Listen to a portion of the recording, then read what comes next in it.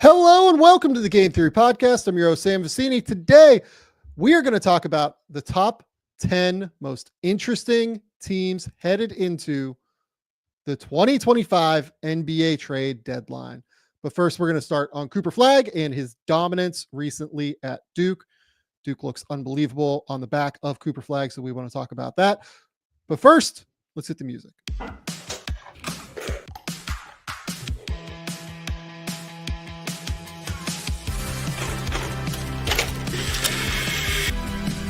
They do have a timeout. Decide not to use it. Way downtown. Bang! Bang! What's this gonna be? Wow! Are you kidding me? Hello and welcome to the Game Theory Podcast. I'm your host, Sam Vecenie. But if you watch the tape, what you will see completely orchestrated this game. What's going on, Bryce? What's up, Sam? How are you? I do have the bobblehead. Let me grab it. Just everybody knows, got to get that in there. Real quick shout out, everybody. I've been looking at our YouTube for like 5 straight days. It's still at 14.9. If you haven't subscribed and you're listening or you're watching, go ahead, hit that subscribe button over on the Game Theory Podcast YouTube channel. Get us to 15K. We're just a little bit past when I thought we were going to hit it. Don't try to do this too much, but I'm kind of getting tired of seeing 14.9. It kind of getting depressing. I'm like, did everybody stop listening? We're like right in the middle of the NBA season and college basketball and all that. I know they didn't, but hit that subscribe button. Get us over 15K if you haven't. Hit the subscribe button over on YouTube. It does really help grow the show. It really can't be emphasized enough. And you get some exclusive stuff. Like later today, I'm going to record a video on Scoot Henderson and talk through some of his recent play because he's been really good recently. And I do want to kind of talk through if anything has changed or if he's just kind of going through a hot run. You know what I mean? Like, is it a really good moment? Is it a real tangible change? We'll talk about that in that video. I'm also going to do one on Jalen Green this week because I have to. Jalen Green has played incredibly well here for 3 weeks to a month, realistically, and is deserving of highlighting just unreservedly. He's been really, really good. So that's not why we're here today, though. We're here today because the trade deadline is in, I don't know what, like 2.5 weeks at this point in the NBA. And we want to talk through the 10 most interesting teams that will be making moves, potentially, maybe not making moves. They have decisions to make at the very least. But where I want to start actually is with Cooper Flagg. I don't know how much you've watched Cooper Flagg recently. I've now caught up. I watched like their last 6 games yesterday, including his 28, 5 and 4 with 2 blocks and 2 steals against Boston College yesterday. It was a joke. Like for the first 10 minutes, like Boston College, like kind of kept him under wrap. It was almost like he was like processing the way that things were going, the way that things, you know, the way Boston College was playing him, everything like that. And then basically from halfway through the first half onward until halfway through the second half, it was over. Like Boston College couldn't do shit with him. It was unbelievable. It was unreal how good he was from this stretch, like for that little like 20-minute stretch of game time there. And I think why I want to highlight Cooper at this point is I think that, you know, on this show, I have probably, because of how he started and because of some of the offensive questions that he had early in the year, and frankly at Montverde a little bit as well, probably underrated how good Cooper is as a prospect.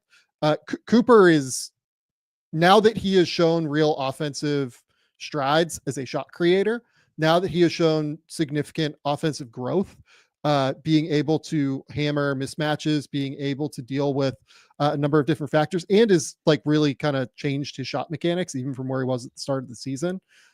This is now a fairly different prospect to me. Yeah, I mean, I watched the 42-point game, not live. I watched it a few days later just to catch up, not just on Cooper, but I wanted to catch up on Common and Con and even Tyrese Proctor and all of those guys. And I came away from that game and I put him in a tier by himself at the top. And whatever that tier ends up being in terms of what it means. I don't know yet. Like, let's continue to get some more data, right? I mean, right now he's up to 35% from three. He shot it really well recently. What if that ends up at 38% from three? What if we see even more self-creation? What if he takes them on a run through the NCAA tournament where he is the man doing these things and it continues to be on solid efficiency? So I will wait for more data to decide what I think he is as a prospect in general.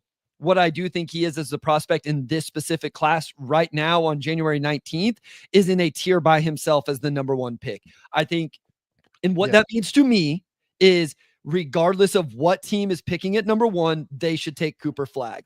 If Ace Bailey was, or excuse me, if Dylan Harper was in the same tier as him, then we could have some conversations like, okay, maybe, depending on, I think Cooper has separated himself because we're going to talk a lot about the defense has never been questioned. And Sam, it is awesome. Like, it is fun. This is actually something worth talking about real quick. I think he's been really, really good on defense this year. Like, I don't want to sit here and like argue otherwise. I think he's particularly been very good in like team defensive concepts. Correct. Like, if you watch him communicate on the back end, like he's constantly talking to his teammates.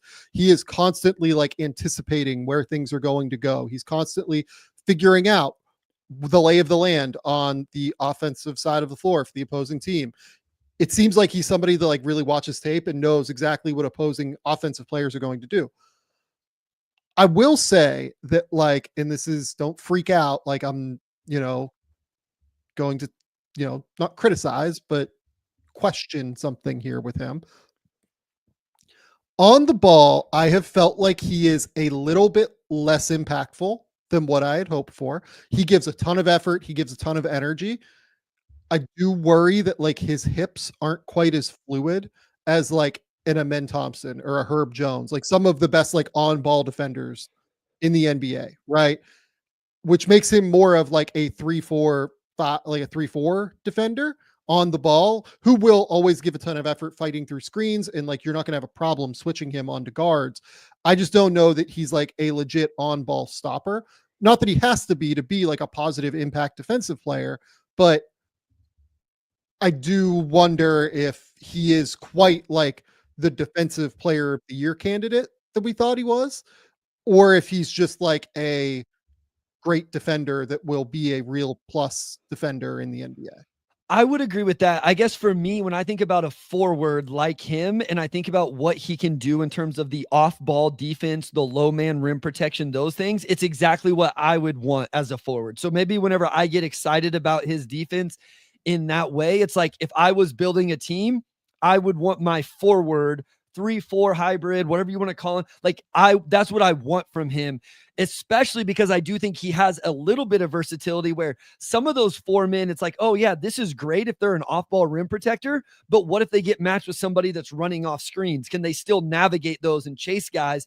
I think Cooper has the athleticism to do it, but also, like you say, like he has this mentality of how hard he plays to do that as well. So I guess in terms of what I'm looking for an impactful forward, yeah, he's not going to be the on-ball, versatile point of attack defender as a min, but I think he will have this insane off-ball impact along with, you touched on it, like he does all of the little things. He'll dive on the floor. He'll try to take it. Like he does all of those things. The competitiveness is like never in question. For a star, that's so impressive. Like it really does stand out. And then the offense, like right now, Sam, this kid is shooting, and he did just turn 18 less than a month ago.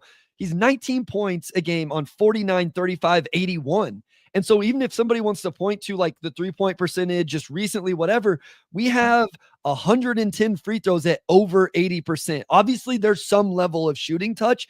And I'm with you because I think my high school notes, I had like the jumper form is a little bit, I thought when I watched it was funky. Yeah, in high school. I thought it looked really fluid the other day. And he had the most impressive shot to me. He had a relocation from the top to the wing. It was a perfect 1-2 step footwork, movement, catch and shoot 3-pointer that looked fluid and pure. And I was like, that's the off-ball stuff to go along with all the on-ball stuff. It's a real interesting, versatile package. Yeah, like he made like a movement 3 off of like a down screen coming up to the top of the key against Pitt. And I was like, oh, this is this is a little bit different now. Like Yeah. now we're getting into something different. Like the big thing with him is he used to shoot from like up here kind of, and like to the side of his head, and like would bring it like kind of across his body a little bit, and like across his face, I guess more than body. He's kind of extended it out like in front of his face now a little bit, and like the release, he has like a lot of wrist action, which I do worry about a little bit, but like it's coming from like further in front of his body now, which is good. And I think that is going to really help him as an overall scorer. Okay. Cooper Flagg is like very clearly the number one pick in this draft to me.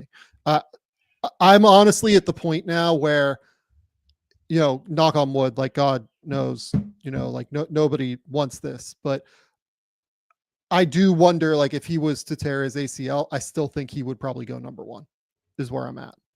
Yeah, it's like I say, it's a tier by himself for me, just above those other guys. And it wasn't always like that. I've had, coming into the year, I was very excited about Ace Bailey and in this wing with size and all of that. And then as Dylan Harper played really well and there were questions around Cooper's offense, I adjusted there.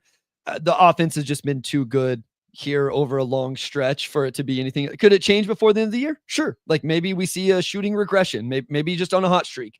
I don't think so, but it's possible. Yeah. I don't think that's going to be the case, but as we sit here today, I think he's the number one pick for all 30 teams.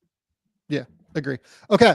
Let's get into NBA trade deadline stuff. And what we're going to do today is just the 10 most interesting teams headed into the NBA trade deadline.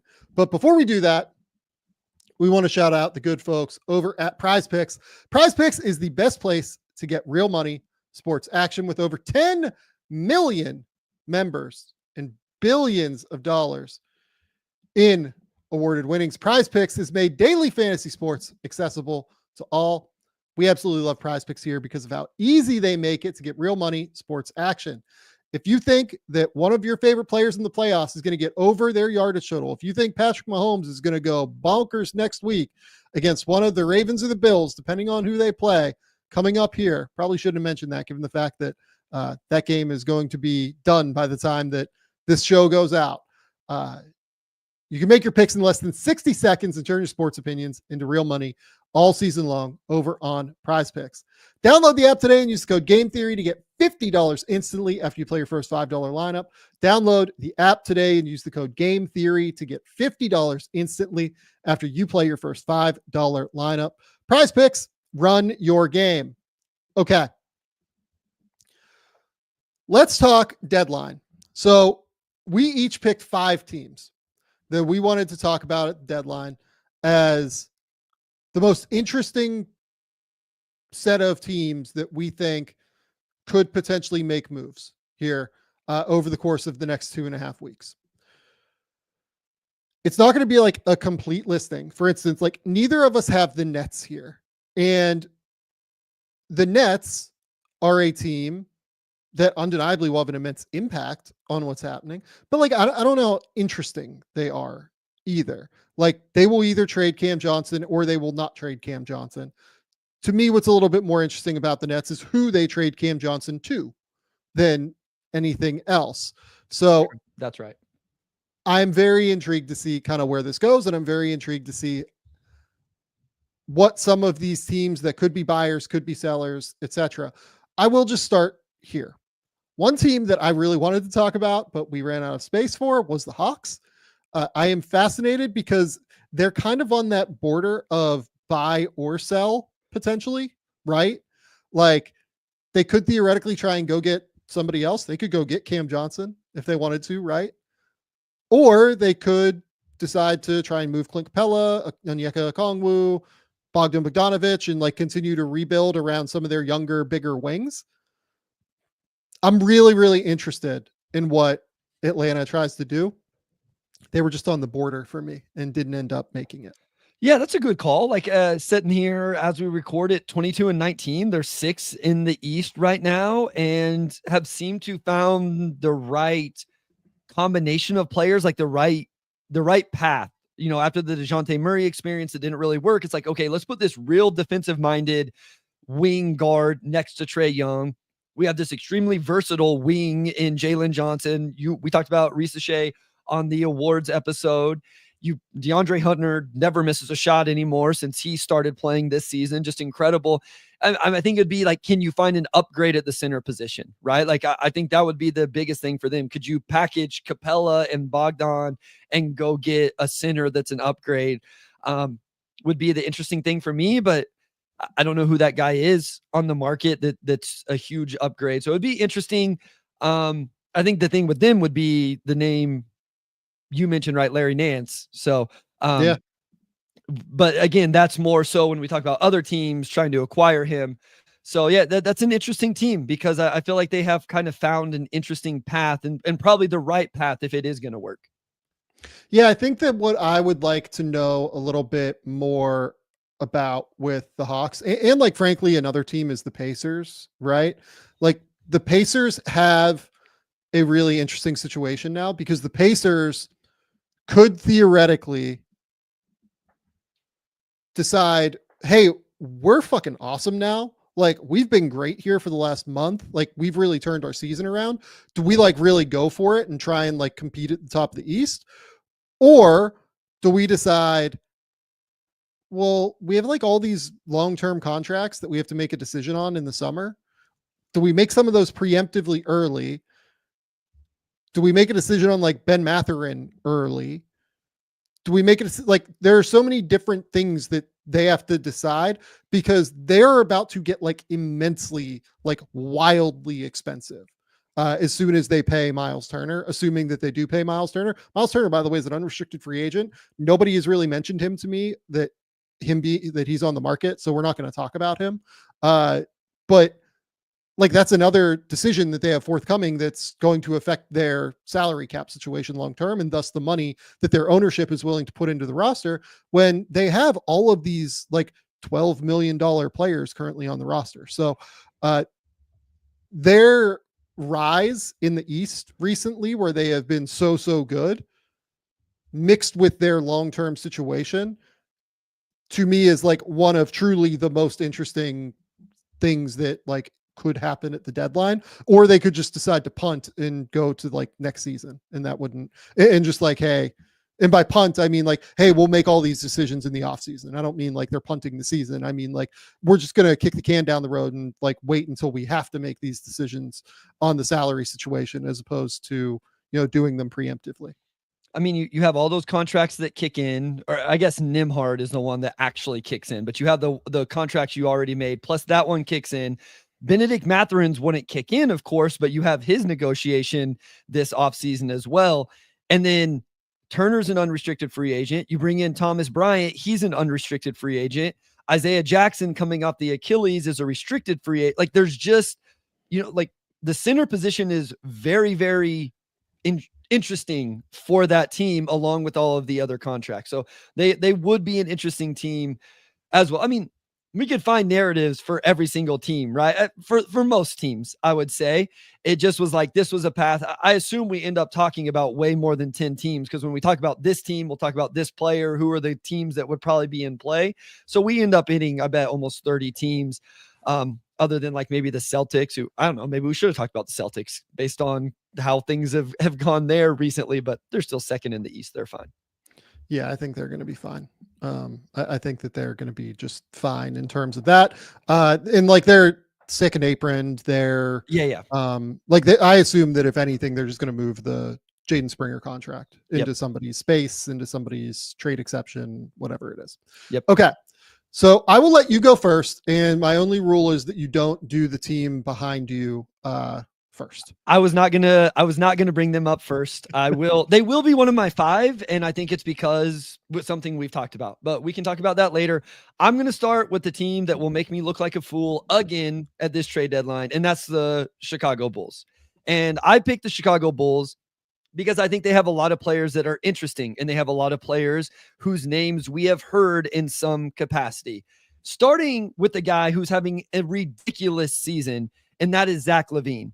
You mentioned Jalen Green earlier. I think I was watching the Wolves and Cavs game from last night. Anthony Edwards is like second or third in the NBA since January 1st or some date. Jalen Green was third. Guess who else is on that list? Zach LaVine, who's averaging 24 points on 51, 46, 81, while really competing defensively. He's played 37 of a possible 42 games, 34 minutes a night. Contract is still big, but there's only 2 years after this year now. So it's a little bit more, I would assume teams are a little bit more comfortable with the potential of that. We'll see. Vooch is a name that gets thrown around. It seems like people love the idea of him going to the Warriors. And then the other name is Lonzo Ball. So I just thought this was a team we always talk about this time of year. They never end up making a move. But with that said, they have some very interesting names on the roster that could potentially be moved. I'm going to say I think this is the year they do something. Okay. I think that they are actually going to try to change the complexion of this roster, be it moving Vooch, Levine. I mean, I saw in the Chicago Sun that there was a Pat Williams thing that came out, that they're already looking to move him after signing him to that hilarious extension this summer that made no sense. Like, I would be very fascinated if they decided to make moves, because we just haven't seen it in a while, first and foremost, but also they actually do have a number of players that could shift things for other teams. Like, sure, Zach LaVine can shift a title race depending on where he ends up. I just don't know where that's going to be. Now, like, if you were, so like here was one I was trying to think about, because it seems like Milwaukee is pretty clearly in the market right now in some way, shape, or form. If you're Chicago and you're just like dead set on getting off of the Levine deal, using this as an opportunity to try and change that, right? Which I don't agree with, to be clear. Like, I think Zach LaVine is like a real asset, but whatever, right? Could the Bucks do something like the Chris Middleton deal and then like send Pat Connaughton to a third team and then Bobby Portis to Chicago and then give them like some sort of pick capital in order to get Levine? Like, is that something that could theoretically work? So that's Middleton, Portis, and Connaughton?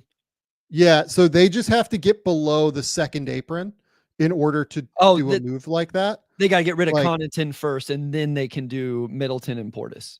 Yeah, I mean, you can execute a 3-team deal as long as the Bucks end below the second apron. Doesn't matter, as long it's whatever happens at the end of the trade. If they're below the second at the end of the trade, then they're good. Yeah. So I think Levine would be a massive upgrade there based off what we've seen this season. It's just you're talking about a team who already has depth issues, and you're taking 2 of those depth pieces and only replacing it with 1. And so I think it makes a really interesting starting lineup whenever you have Dame and Levine and Torian and Giannis and Lopez. It's just now you don't have Portis or Middleton coming off the bench in that scenario. You got to really believe in, AJ Green and Andre Jackson Jr. And I've seen Ryan Rollins has been getting minutes. And then, I mean, what's left there at the big position? I mean, who's playing the backup big minutes for that team? So in general, like I can see, I just think they're a hard team to move out 2 depth pieces or 2 rotation pieces for 1, even if I do think Levine would be an upgrade in just in terms of being the best player in the deal at this point. Yeah, and just to be clear, as of right now, being a second apron team, the Bucks cannot aggregate contracts. That is correct. But if they end the trade that they do under the second apron, so like, Middleton, Connaughton, and Portis are, I'm just going to spitball here, like $54 million.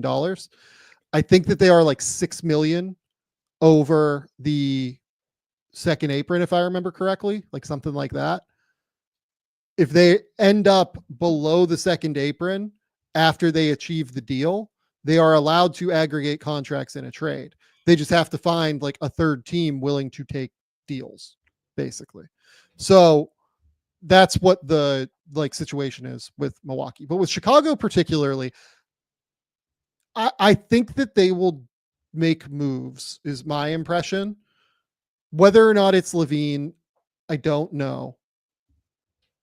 But like, Nicole, can I ask you something about Levine? There's no reason not to. Yeah.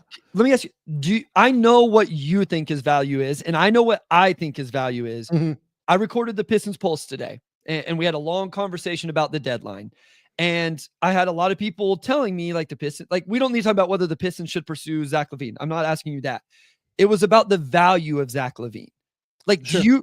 what do you think he does? What do you think his value is? Like, does he get traded for one? When I say one real asset, I either mean like a young player that has real potential or like a legit first round pick.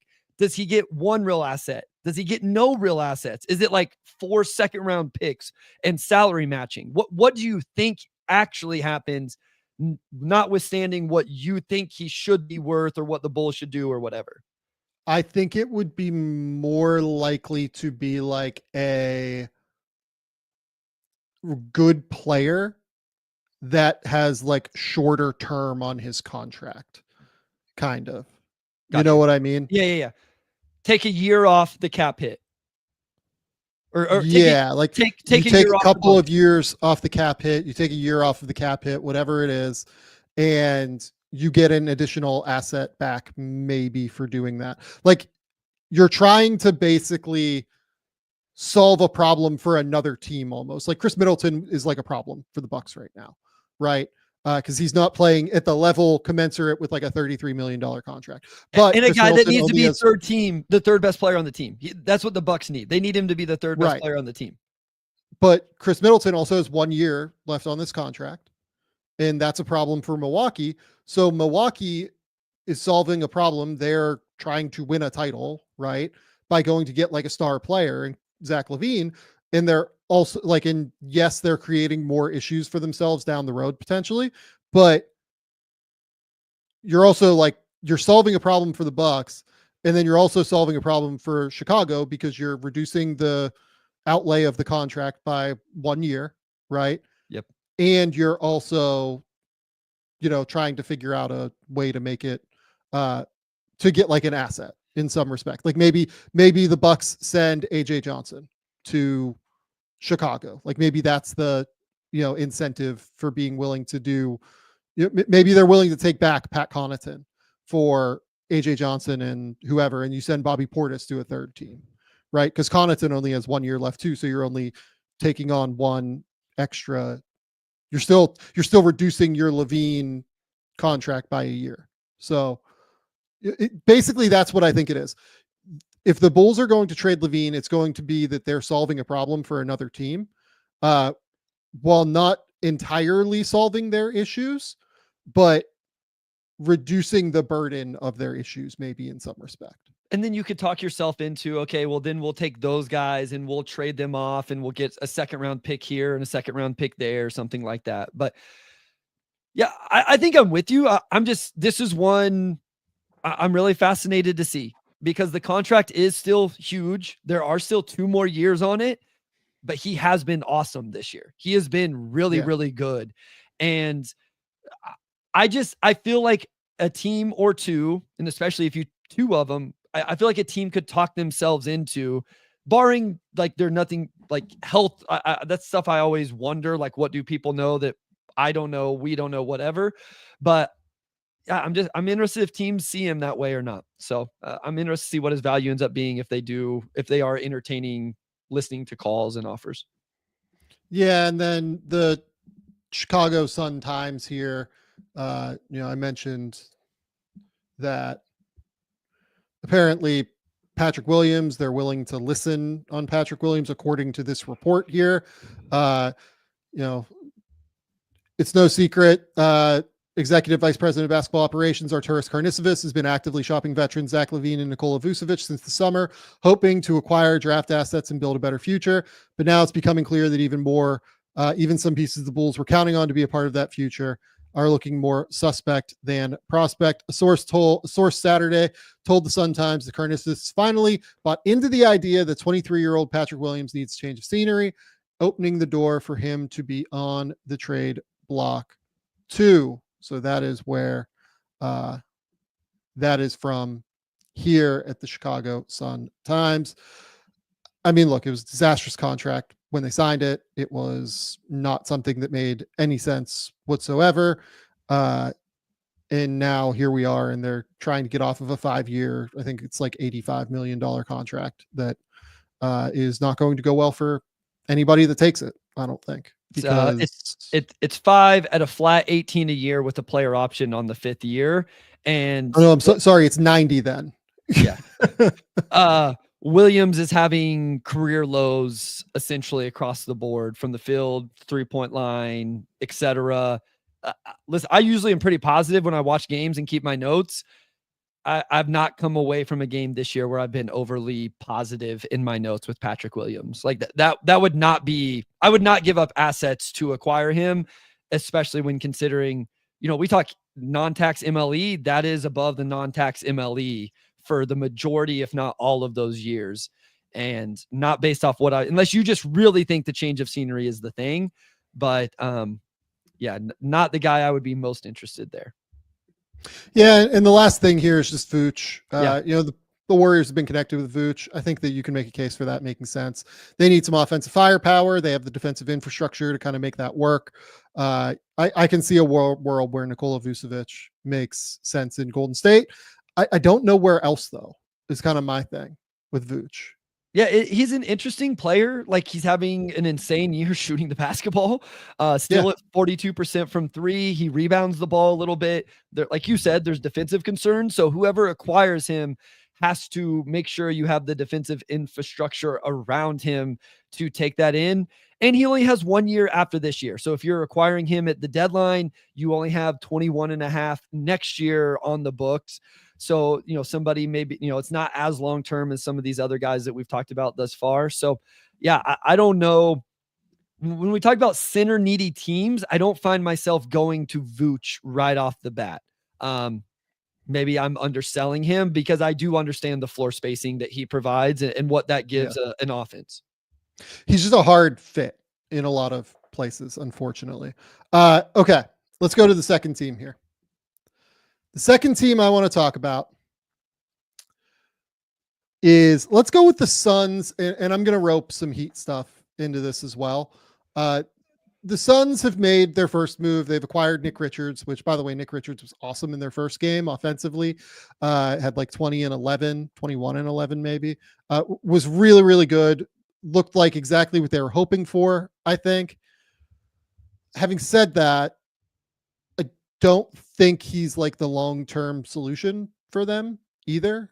He has games like this. He is just a bit inconsistent at the end of the day. And defensively, like, there are teams that can really take advantage of him. It was also against the Pistons. Like, he just who struggled defending ball screen, especially one big on the Pistons. So like, he took advantage of that. Yeah. If that was, if there's ever been a game that was a sign of what to do with Jalen Duren in the offseason,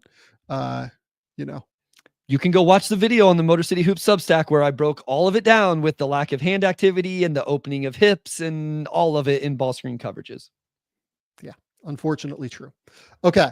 But the Suns here are in a really interesting predicament because it does seem like their goal here is Jimmy Butler, right? And to do that, they have to find a taker for Bradley Beal. There have been reports sort of teams willing to take Bradley Beal. Like, there was one earlier today, I think, that like the Bucks are willing to entertain this. The Bulls could be another interesting team that I've brought up to some people that, like, if you're the Bulls and you could potentially get like an extra pick, would you entertain taking Bradley Beal? I think that's like kind of an interesting situation. But ultimately, what my worry is here for the Suns is, let's say that they also have the Nurkic thing to figure out, which, like, we'll talk about that in a second.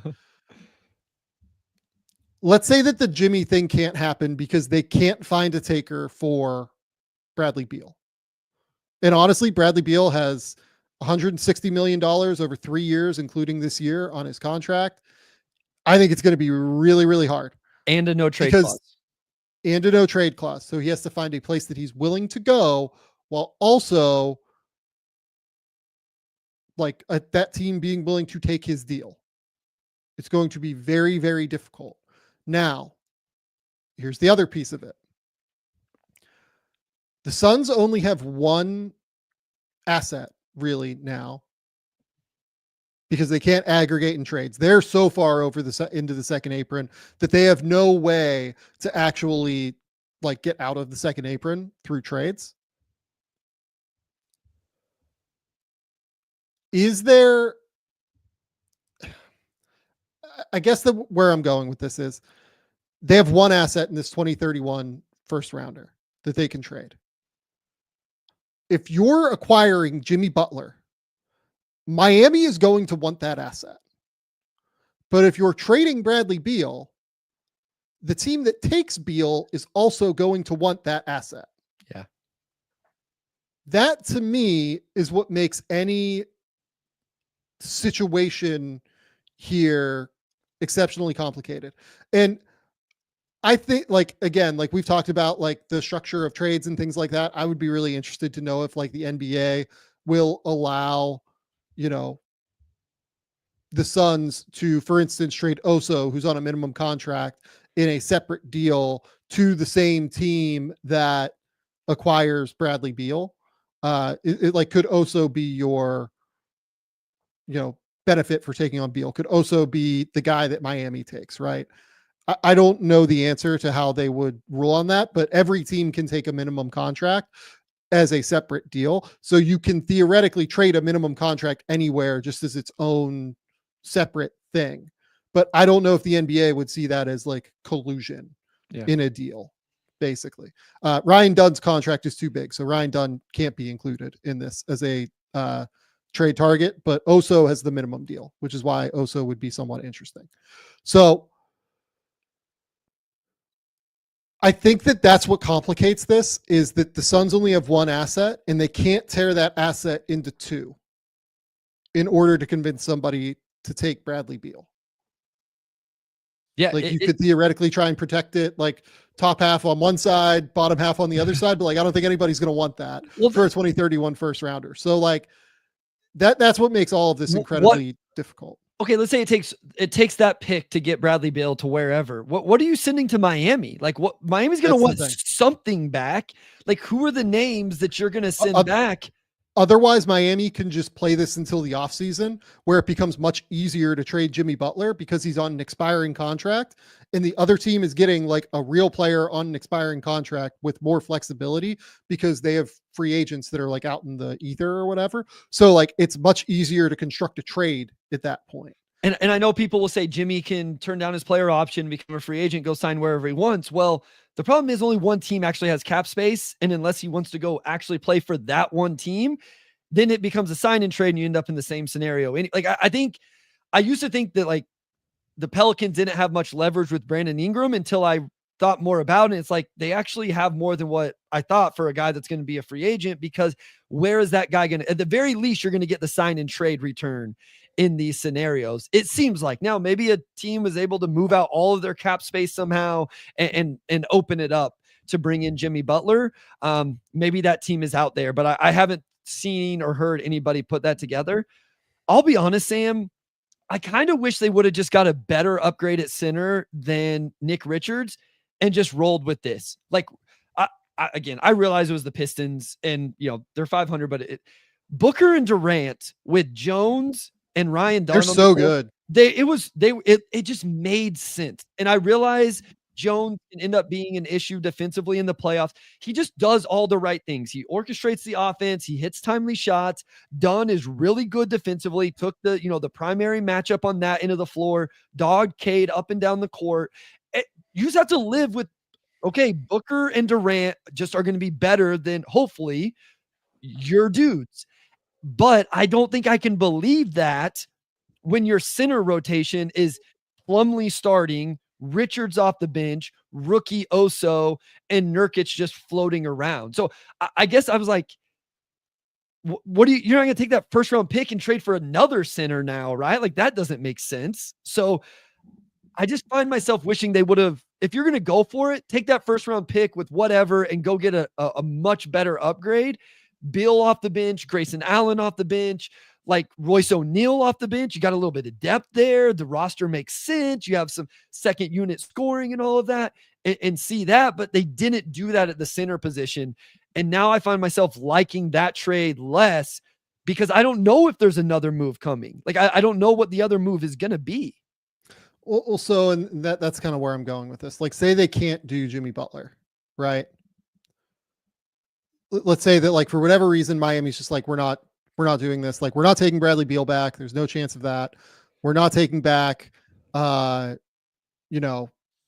these other contracts from a third team. We can't find the expirings that we want, everything like that. Because at the end of the day, here's the other thing. Like, if Jimmy Butler does not pick up his player option, they're probably just fine with that, right? Like, then this is now like a $48 million expiring situation that allows them to have the flexibility they want long-term anyway. So they have more leverage here than what I think other people believe at the end of the day. Whether or not they're able to make that work, like for instance, for here we go. Jimmy to the Bucks is a idea that's been raised, right? Using the Middleton deal. Okay, so let's think this through. Why would Miami take Middleton back?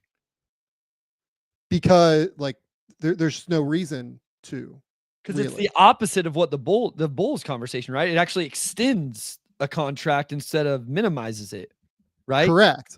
Like there's no reason for them to take the Middleton deal back because they can just, have the flexibility in the expiring asset, right? Like maybe they get something other than Middleton that's like actually good that they really want, but I just don't know that I see what that is out on the marketplace currently. I guess it would be the same. Middleton has I thought he had one more year. Middleton's same boat as Jimmy. So here's the next thing. Maybe you could do something with a fourth team. Would Toronto be willing to take Chris Middleton? Like maybe you could pay Toronto to take Chris Middleton. Okay, who's paying Toronto to take the extra year on that contract for Bruce Brown and Chris Boucher's deal that you could send to Miami, right? I'll kind of put this all in like a trade machine thing in terms of what I'm talking about to like make the structure make sense if you're watching on YouTube. Another reason to watch on YouTube, by the way, because you'll get to see some of these things. But all of this is incredibly complicated for Phoenix. Like that's what makes this so hard. And that's what makes it so hard for Miami as well to structure this, because they are incentivized, really, in my opinion, to either get value now on Jimmy or to wait until the summer. There's just no reason for them to not do either of those things. Yeah, I'm with you. I know we've talked about contracts being hard to move and then getting moved before, and people find a way and it's like, oh, okay. But this one is tough for me because of the assets. If Phoenix had picks, I would understand it a little bit more, because then it could be, okay, we're sending a pick with Bill to the third team. That third team has expiring contracts they can send to Miami. Miami gets, all of these expirings plus a couple other picks or a young player, also whoever it is from this. Phoenix just doesn't have those. Like the team we're discussing here as the main player for Jimmy does not have the assets to send in both directions. And so I don't understand. And like you said, where Miami has more leverage than I think what we sometimes think in this scenario to just hold on to Jimmy and then let this offseason play out, I don't think they are going to feel forced to do it for nothing, like for no asset in return or just expiring deals. Because it's like, okay, well, if we're just going to get expiring deals, we'll let Jimmy expire, or again, play it off to the summer, and then you get a sign and trade if he turns down his player options. So I don't know. It seems like it's really complicated. And as soon as you said fourth team, I'm like, oh, well, we're having to get there. Then it's. Yeah, like is Detroit going to be willing to take like assets for Pat Connaughton, and who are those assets coming from at that point, right? Yeah. Like there's just it's exceptionally complicated to get this done to Milwaukee for Jimmy. Maybe they can find a way. Maybe they can find a way for teams to like get assets that I'm not thinking about, but I'm somewhat skeptical of these things. Phoenix, to kind of close the loop on them, like the Nurkic thing, like is coming to a head. They have to figure out what they're going to do with Yusuf Nurkic. I don't know what that's going to be. Yusuf Nurkic has like $19.2 million left on his deal, and he was playing like a minimum player this year. Throughout the course of the season, he was really quite poor. He can't really finish around the basket anymore. Defensively, he's quite slow-footed in drop coverage. He's okay defensively when he's around the basket, but it's just really, really hard to make that work if you're a good team, really. In Phoenix, if they want somebody like Jimmy Butler, if they want like an upgrade player, they realistically probably can't attach that 2031 first. And by the way, they only now have 1 second round pick to trade because they moved 3 seconds for Nick Richards. That to me, I just don't see where this ends with Nurkic. I feel like he is probably stuck on that roster at the end of the day. And oh, by the way, they can't aggregate their money in their deals anyway. So they can't attach him as a throw-in to like a Bradley Beal deal, for instance, right? Because they're so far into the second apron. So they are in an incredibly complicated, messy situation here that I can't quite make work for anybody. I think they should have went higher than Nick Richards and then just played it out from there. That's what I think is they should have hey, we've moved Bill to the bench. We're going to rock and hope our 2 stars in Booker and Durant can lead us, but we're going to do better than Mason Plumlee, Nick Richards, Oso trio at the center position. And they already made that move. So to me, they're a little bit locked into this. I won't be surprised if they try something because it seems like they're always, Ishbia is always going to, want to push that. But that I think I'm sitting here today going, even if it took more seconds or if it took the first or whatever, go get a center that's a real quality starting center and then go with that group of Jones, Booker, Dunn, Durant, that guy, and then those backups. Oh my God. This Shane Ritz, shout out to you on the YouTube chat, coming up with what might be the saddest trade I've seen in a long time, but also solves a real problem for Phoenix here. Maybe there's some kind of Nurkic for Patrick Williams thing out there. Chicago cuts years off of Pat Will's contract and the Suns get Nurkic out of town for a playable forward. Sure. I mean, sure. Oh God. So here's my thing. I just hope this happens because this is a great call from Shane. So this would be incredible. And it works too because Nurkic makes $100,000 more. I put it in the spot track and it immediately said successful. It's clean. That actually could be an answer to both of these situations. Huh. Yeah. I hadn't thought about that one. Shane Ritz, good for you, man. Yeah. You've stumped me in a real way. That kind of solves problems for each team, especially if the Bulls are planning on moving Vooch. That's what I was gonna say. This only works if Chicago is truly trying to really cut down the years, get to salary cap space. And to be clear, I 100% do this if I'm Chicago. I am ecstatic to get off of the Pat Williams deal, which has 4 years left after this one. Yeah. For 1 year left? Are you kidding me? I don't think it ultimately solves the Suns' problem, main problem, but I mean, it gives you another rotation player, I guess. I mean, I don't.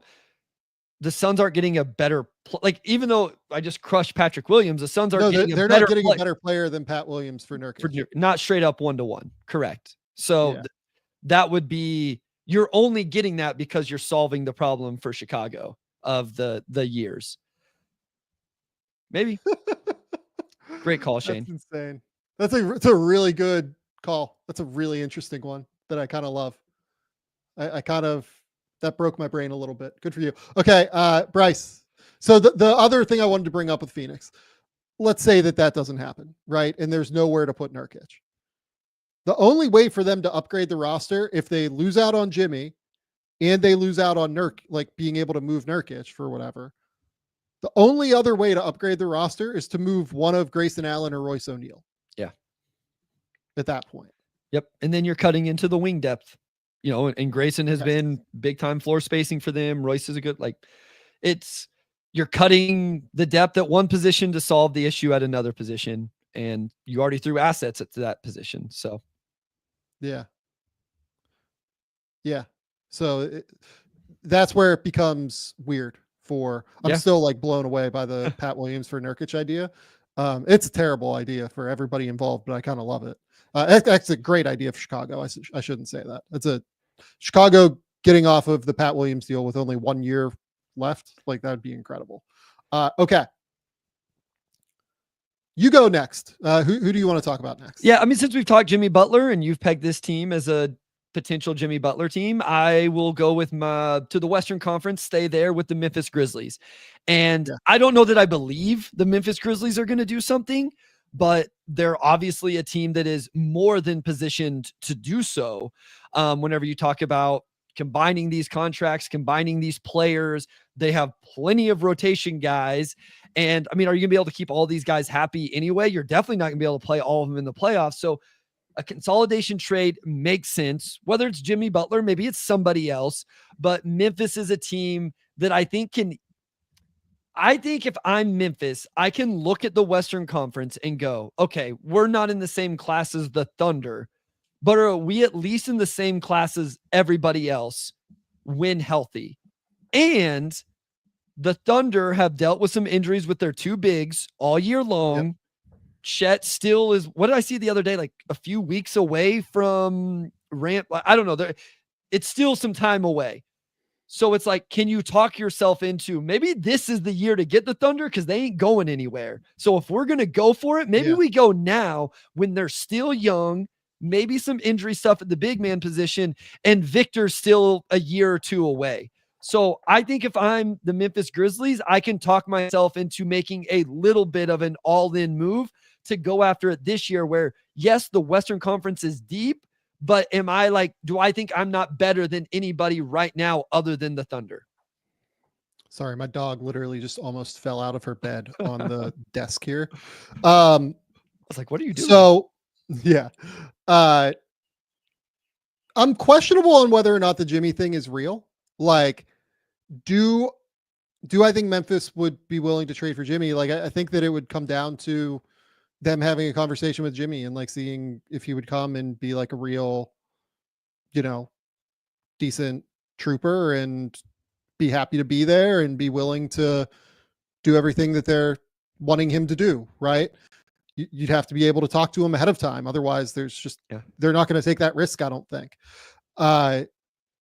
with Memphis now, like, one thing I brought up with Memphis is like, it'd probably be good for them to get off of like the Marcus Smart deal so that they could potentially, renegotiate and extend Jaren Jackson. Like, they might not have to renegotiate and extend Jaren if he just keeps playing like this and makes all NBA. Like, they can just give him a supermax at the end of the day and he'll be eligible for that in the offseason and they won't have to worry about that. Yeah, I mean, the thing that Memphis needs more than anything, in my opinion, or it's twofold. And realistically, I would like this in one player. They need a little bit more half-court shot creation, in my opinion, for when teams decide to go under Ja Morant ball screens and Ja just has an off-shooting night, right? That is a real thing that happens and has happened in the playoffs before. It happens in games from time to time in the regular season. The second thing is that they need like a little bit more length, which is why I think they were interested in Dorian Finney-Smith. They need a little bit more defensive length to be able to take on like tougher assignments, I think, that are bigger wing creator types. Now, Jimmy kind of ticks all of those boxes in one player, right? Cam Johnson, on the other hand, like does not tick all of those boxes in one player. So Cam Johnson to me does not make a ton of sense for them because Cam is not a particularly high level defender. He's fine, but he's not great. If I was Memphis, similar to what you said, I would go for the Jimmy thing. If I talked to him and he said he'd be willing to like come in and like, fight and be a decent player, right? And be like a good dude that, would be happy to be there and be happy to be competing for a title at the end of the day. And I would do this for very similar reasons to what you said, because you brought up the idea of, look, the Thunder aren't going away. They're just going to get better because Chet and Jalen and Shea are all, kind of rising up the ranks and getting better and better every year. They have all these young guys coming. They have all these draft picks coming. They're not going to get worse anytime soon. So you also have Victor Wembanyama in the West. He's not getting worse anytime soon. Yep. I think that they should probably go for it this year in some respect. But if you're them, like, and this is just what they kind of how I think they think about things, look, we have Jaren Jackson, John Morant, and Desmond Bane like in their primes. Why do we think our window is closing? Sure. And it's probably not, in all honesty. Like, their window is probably not closing right now. But I do think that the West is even going to get harder at the top. Like The Nikola Rockets Jokic as well. they're not. Like, Nikola Jokic is not going away for a couple of years here, at least.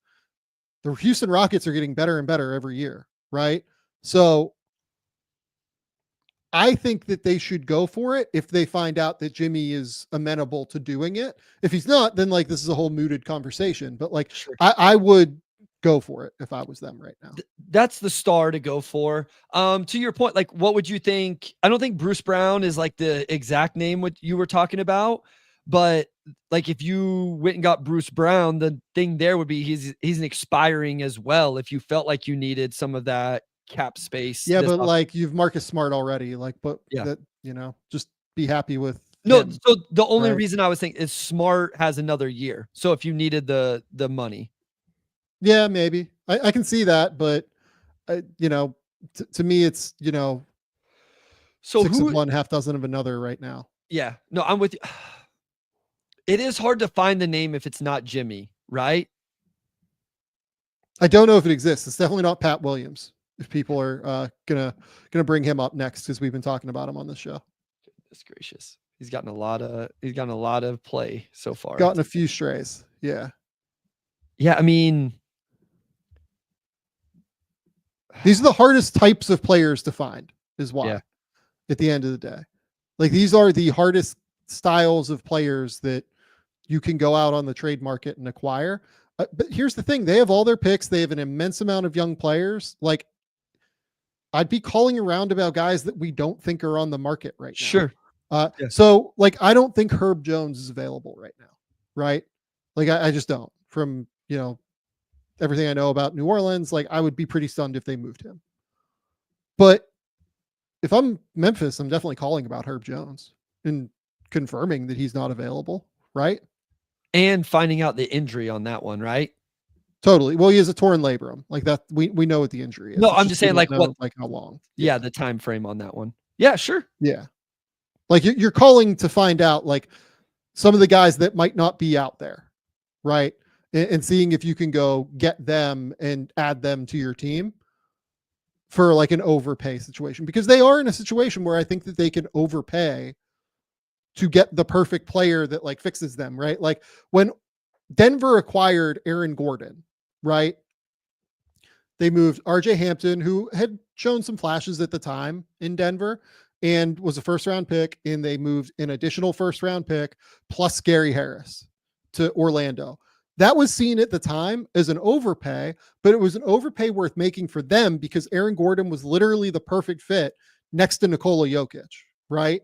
I think Memphis is kind of in that situation right now where they need to probably overpay on a deal in order to go get like literally the perfect player for what they have on this roster currently. Yeah, like just looking through the standings, like the Pelicans are the team that have the players that kind of make sense. Jeremy Grant's not that guy, I don't feel like. I mean, I don't think so either. It'd I be wouldn't like want Jeremy Grant. It'd be like if Minnesota was still really struggling and you could swoop in out of nowhere and just make Minnesota an offer they couldn't refuse for Jaden McDaniels, right? Sure. Yep. And I just don't think Minnesota's in a position right now at 22-20 where they would entertain that, would be my guess. So, like, I don't know that the team that you would need to kind of fall out, like Philly is a team I'll bring up here in a little bit, but they don't have that guy on their roster, where like, okay, maybe they would be willing to sell off some stuff since this season's been such a disaster, but I don't think they have that player. As you mentioned, Cam Johnson isn't really that guy. Exactly that guy. Final question here. Are they a sneaky Zion team? You have the rim protecting big in Jaren Jackson who can shoot that like we've been talking about actualizing with Zion for a long time. No, I would not do that. Because I don't think that puts Zion in the best role for him. I think it could, but I would not do it just because of the, like, can they really take on more injury risk? Like, this team has not been healthy for like 2 years totally, right? And they're still in a situation where they are in third place in the West, 27-15, despite not having full health this year, right? So I don't think they can take on the injury risk for Zion. But I did stop and think and be like, okay, like if you're just realistically upside hunting, if you're the Memphis Grizzlies and you find out that Zion is available and they're willing to do like Marcus Smart, Luke Kennard, and Zach Edey in a first for Zion or something like that, I at least stopped and thought about it, even though I don't think I would do it if I was Memphis. So the injury thing is obviously the biggest thing. I like, listen, I'm sold that you want to play through Zion. Like, and I guess there's a way to do that without the ball actually being in his hands. I do find myself thinking like, man, Zion ball screen, pick and roll stuff would be kind of fun, especially with Triple J spacing the floor. And you have the defensive infrastructure. By the way, Sam, Jalen Wells shot a 1-foot-3 in Wemby's face the other night and made it. That dude, wow. Like, it was really cool. I hope people don't take it the wrong way when I've like kind of questioned a little bit the perimeter defense, because I think he's been rookie of the year. That shit was sick. Like, that was the confidence it took for him. It was awesome. Really cool to see. Unbelievable. Completely unbelievable. The last point here that I wanted to bring to the table on Memphis is, look, like they're an awesome team. They're going to get Gigi Jackson back here. They're going to get Vince Williams back a little bit after that at some point. They have a lot of dudes. Cam Spencer, they're going to get back because what did he hurt? His wrist or something like that. Can't remember what it was. But like, they do have like a real possibility to go out in the summer. Like, let's say the Suns don't fix this and decide to blow it up. Like, yes, the Rockets are probably the team that is most positioned to go get somebody like Kevin Durant or Devin Booker. But the Grizzlies are also very well positioned to go get somebody like that if Phoenix decides to blow it up at a certain point. But that's like a big bet. That's a big bet on all of that happening. Yep. Okay. I'll go with my next team. And now we're going to kind of like, I feel like we've zoomed through the ones that like I'm really, really, really interested in. Let's go with the Lakers next. They almost made my list for what it's worth. Yeah, the Lakers are currently 6th in the West. They're 22-17. They're the only team in the top 10 in the Western Conference that has a negative point differential currently. Oh boy. They have made one move already to acquire Dorian Finney-Smith. I think that was a good deal to get off of the D'Angelo Russell experience, to go get a guy that like really fits in terms of knocking down threes and being able to, shoot 40% from distance and have some defensive flexibility, versatility, everything like that. They also have picks to trade. Like, they have multiple picks that they can move if they want to. They also have a number of contracts that they can move. They had Jared Vanderbilt's deal that they can move. They have Gabe Vincent's deal. Yep. They have Rui Hachimura's deal. Like, they have a lot of those like mid-tier contracts that they can move. I've seen more people speculate about moving Austin Reeves, but like, to me, like Austin Reeves on $12 million a year, like solves more problems than he helps by moving him. Yeah. So I think it's like either a Vincent, a Vanderbilt, maybe a Max Christie, a Rui, like something like that. Some of their mid-tier deals for a guy that like just kind of fits a little bit better with what they have. I mean, the name that I've brought up a lot is Bruce Brown. I think Bruce Brown makes a ton of sense for the Lakers. They just need to do something though. Like, they can't get by. There are two ways that the Lakers could go, in my opinion. They could go and try and fix the perimeter defense, or they can try and fix the interior defense. You could try to do both, obviously, if you want to. You can try and go get a big and a small. But if I was them, I would be trying to fix at least one of those two teams before the deadline. Yeah. No, I'm with you. I think I would lean into the perimeter defense, go get somebody that can take on those matchups. Max Christie, has been taking those, been trying to do that. But I think if you find someone that can start with Reeves, with LeBron, with AD, and take those matchups, maybe Christie then can go to the bench. Maybe he still starts. Maybe you have two of those guys in the starting lineup now. I think I would just feel comfortable saying, like, listen, AD, you got to clean up everything in the paint. LeBron, you got to do stuff as an off-ball defender and weak side rim protector and stuff like that. You have Dorian, DFS off the bench. Connects kind of hit a, rough stretch here, scoring the basketball. So I would go with the perimeter fix, I think, is what I would do for them.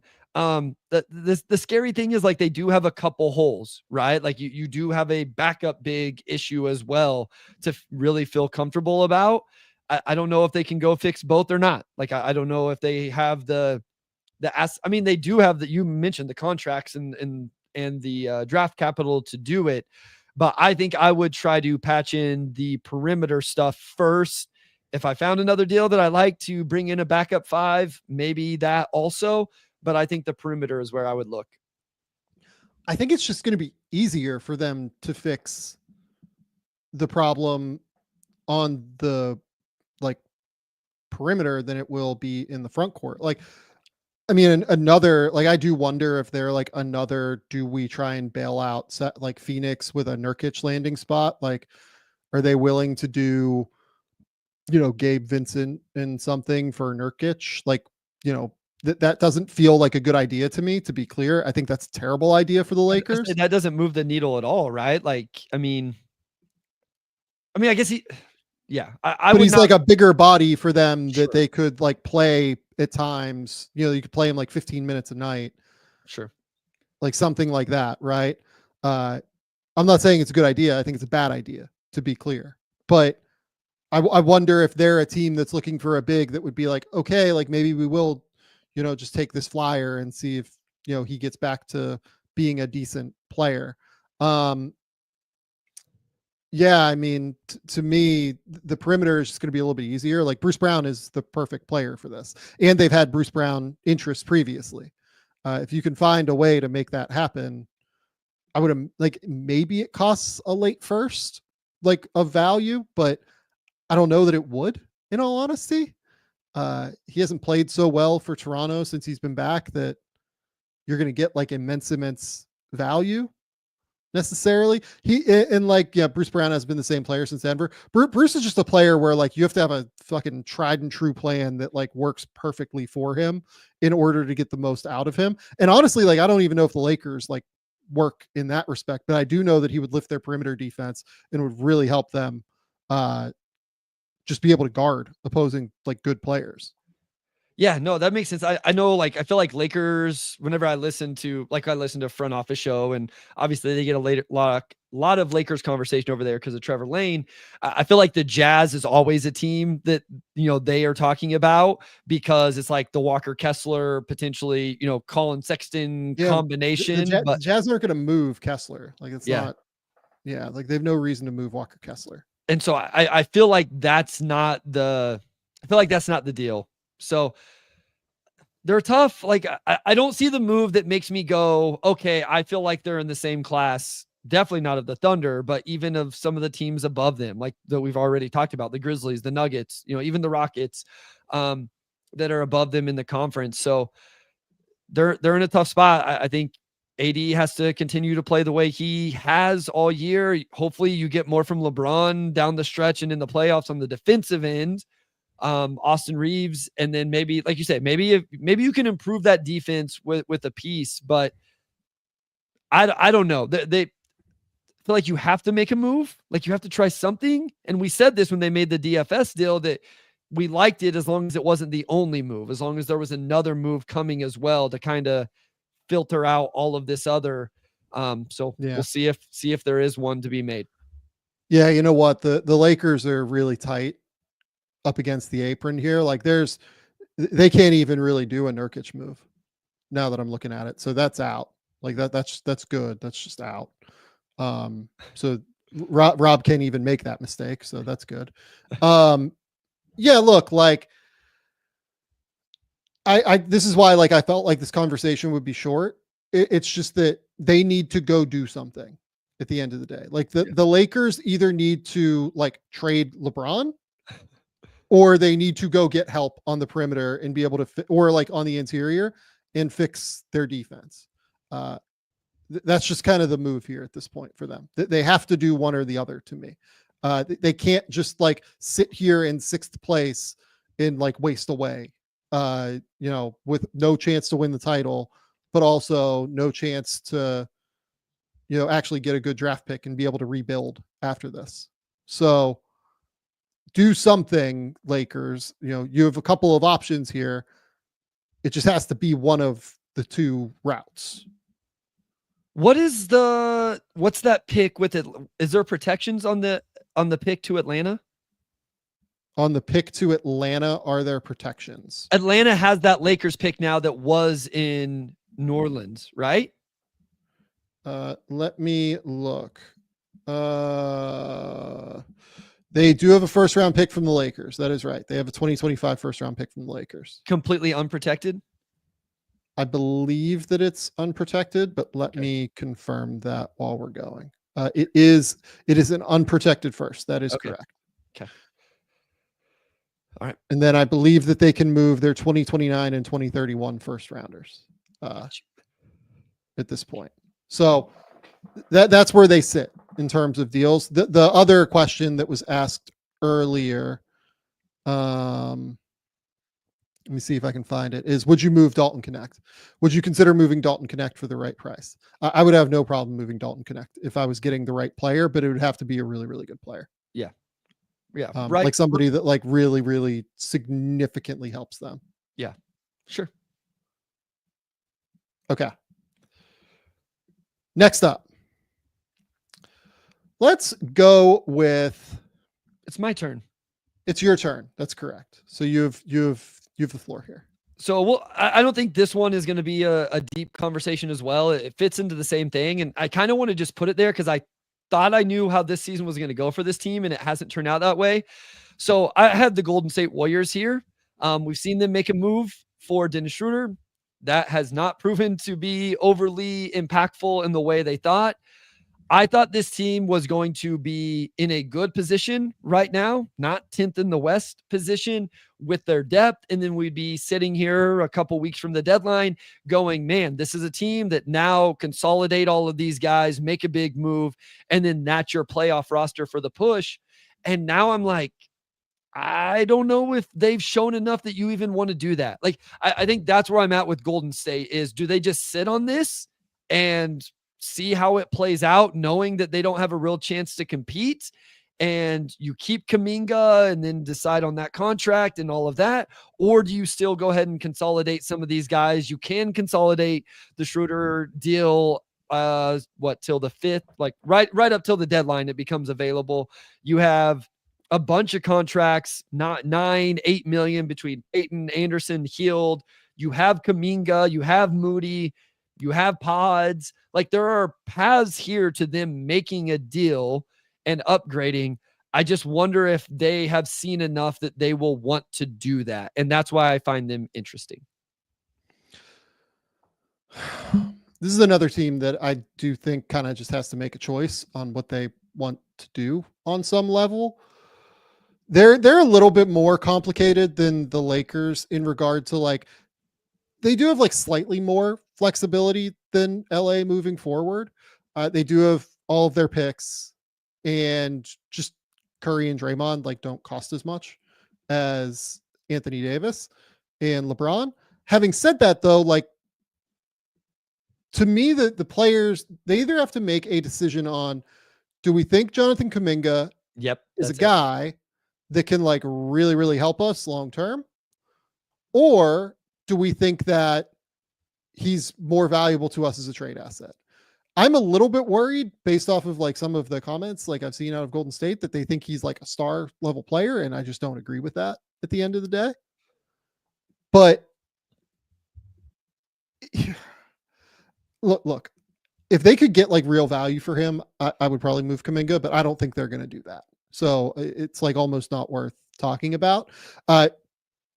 They need to like make a choice on, do we want to try to contend now for the future and like go get a star? Is that star out there? Okay, maybe he's not. So maybe we do just punt this year and then like wait until next year or wait until the offseason to go get another player. Or is that player out there now and like we could go get Jimmy Butler or whatever? Okay, Jimmy's not a fit for us. Maybe that's a decision they've made. Seemingly is a decision they've made based off of the reporting. Then okay, like I do at least understand waiting a little bit. And like you could wait until the summer, but I'm a little bit too worried that they're like trying to put all of their eggs in like the NBA draft basket. And they just don't have a good track record of drafting over the last like 8 years, right? Basically since the awesome like Curry, Clay, Dre, trifecta that they drilled, and even Harrison Barnes, right? Like they nailed that. I mean, recent players they've drafted, Moses Moody in the lottery is like probably not a win. Like I like Moses and I think he's an interesting rotation player, but like given how much they've chosen not to play him, it's hard for me to think of him as anything other than like not a victory. I would not consider Kuminga like an enormous win in the draft either, taking him at 7. Franz literally went with the next pick, right? And I think that they had some interest in Franz from what I remember.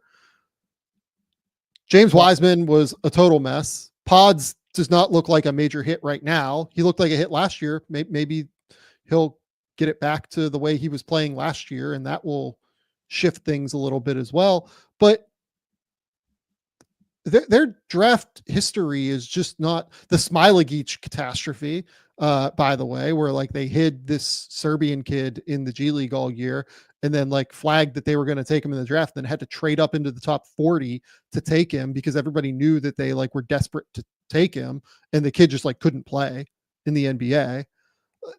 They are not nearly good enough at drafting to pin their hopes to drafting, in my opinion.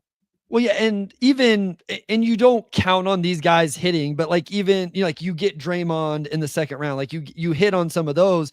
They haven't hit on one of those guys in a while either, with like a second round pick, or even, again, what's the mean outcome of the 28th pick? But they spent theirs on Patrick Baldwin, in 2022. So I forgot about the Baldwin one too. That's a good one. So it's just like, they just haven't even won on the margins yet since what? I mean, you got to go back to Looney at the 30th pick in 2015. Jordan Poole would be my answer. Sure. Yeah. Jordan Poole's a good pick. Yeah. For 20. Yeah. Good call. But like Jacob Evans, Damian Jones, like neither of those two worked out for Golden State. It's, they have not hit the draft since 2012. Like they have just not done a good enough job of selecting players in the draft. And it feels like all of the reporting, and like, it feels like they've like sent out reporters now and, folks around the organization to give a company line of, we built this team through the draft with Draymond and Curry and Clay and Barnes and all these dudes. Well, yeah, that's true. That's absolutely right. But like, that was Bob Myers, guys. Like that was not this front office. I get that, like, the Lakers might feel like they can do this differently, but they just haven't shown the wherewithal to be able to do it. And that's the reality of where they sit here. If you go back through their draft history, it is not good enough. They've had so few hits that you can't bank on that moving forward. So to me, if you want to try to string the Stephen Curry, Draymond Green era longer, then you need to be willing to be able to make deals and to trade for players that are good. That's where I sit on this. Yeah. And listen, Curry's in, 36, Draymond's 35. This roster, especially those two guys getting older. And so I don't know what I would do. I thought they were going to be in a better position, to be honest, Sam. I thought they were going to be a position where they were at least top 6 team in the West. And I guess at the end of the day, they're only 2 games out of the 6 seed still. So it's not like it's a catastrophe. It's not like they're under 500, but I haven't seen so much from them that just said, hey, 100% this thing is ready to go. And the Kuminga thing is fascinating because felt like for a while they weren't committing to him at all. But then now it's like, okay, do they really think he's going to usher in the next the future of the Warriors after Steph and Draymond? I guess if you believe that, then you can't move. I also wonder what would his trade value be anyway to a team like, no, I don't know because you're going to have to pay him, right? Like he's hitting that already. So, this is why I found them interesting because I think it could, like you said, it could go 2 very different directions. We could wake up and they could trade for a second, third star, or however you want to say it, or they could end up doing nothing and letting it roll on to the offseason. Yeah, I agree. I could not agree more with that. Like they need to figure out what exactly they want to like. What are your organizational goals here? Like, are you trying to win a title around Steph? Or are you trying to let Dre and Steph go out gracefully and just kind of spin the wheels here for a minute? Or are you really like going to go for it and give these guys a chance to contend again? I guess I just don't know what their end goal is right now. And I haven't now really for a minute. I thought I understood it when they were seemingly in the Lowry Markkanen rumors over the summer. I thought they were going to try and like really go for it again, but that just didn't happen. So, okay. Golden State, please do something is our response here. Okay. I'll go next. Let's go with the Cavs. The Cavs to me are a really interesting team. They are currently first in the Eastern Conference. Obviously they are quite good. They're 35-6 right now. Started out the season as arguably the best team in the league, maybe the second best team in the league after Oklahoma City just beat the hell out of them over the weekend. They have a lot of depth. They also have 4 excellent players in Evan Mobley, Jared Allen, Darius Garland, Donovan Mitchell. Draft capital wise, they don't have like a crazy amount of it because they owe, as I pull it up, their 2025 first to Utah. Their 2026 is a pick swap situation. They owe their 2027 to Utah. The 2028 is pick swap to Utah. And they owe their 2029 to Utah as well. So don't have a lot of draft capital. Do have some interesting young players that I think teams would probably be intrigued by. Like Jalen Tyson is a top 20 pick from this past year that most teams had a first round grade on in this past draft.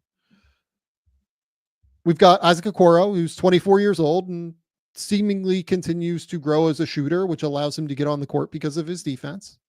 In a contract below the non-tax MLE. Absolutely true. You have Sam Merrill, you have Ty Jerome, you have Craig Porter, who again continues to shine every time that I watch Craig Porter play. I wouldn't suggest this for them, but you have LeVert on an expiring, which could be intriguing to somebody. Yep. Yeah. So like they have potential moves that they could make. Plus the 2031 first, if they were really willing to like completely sell out to make a move.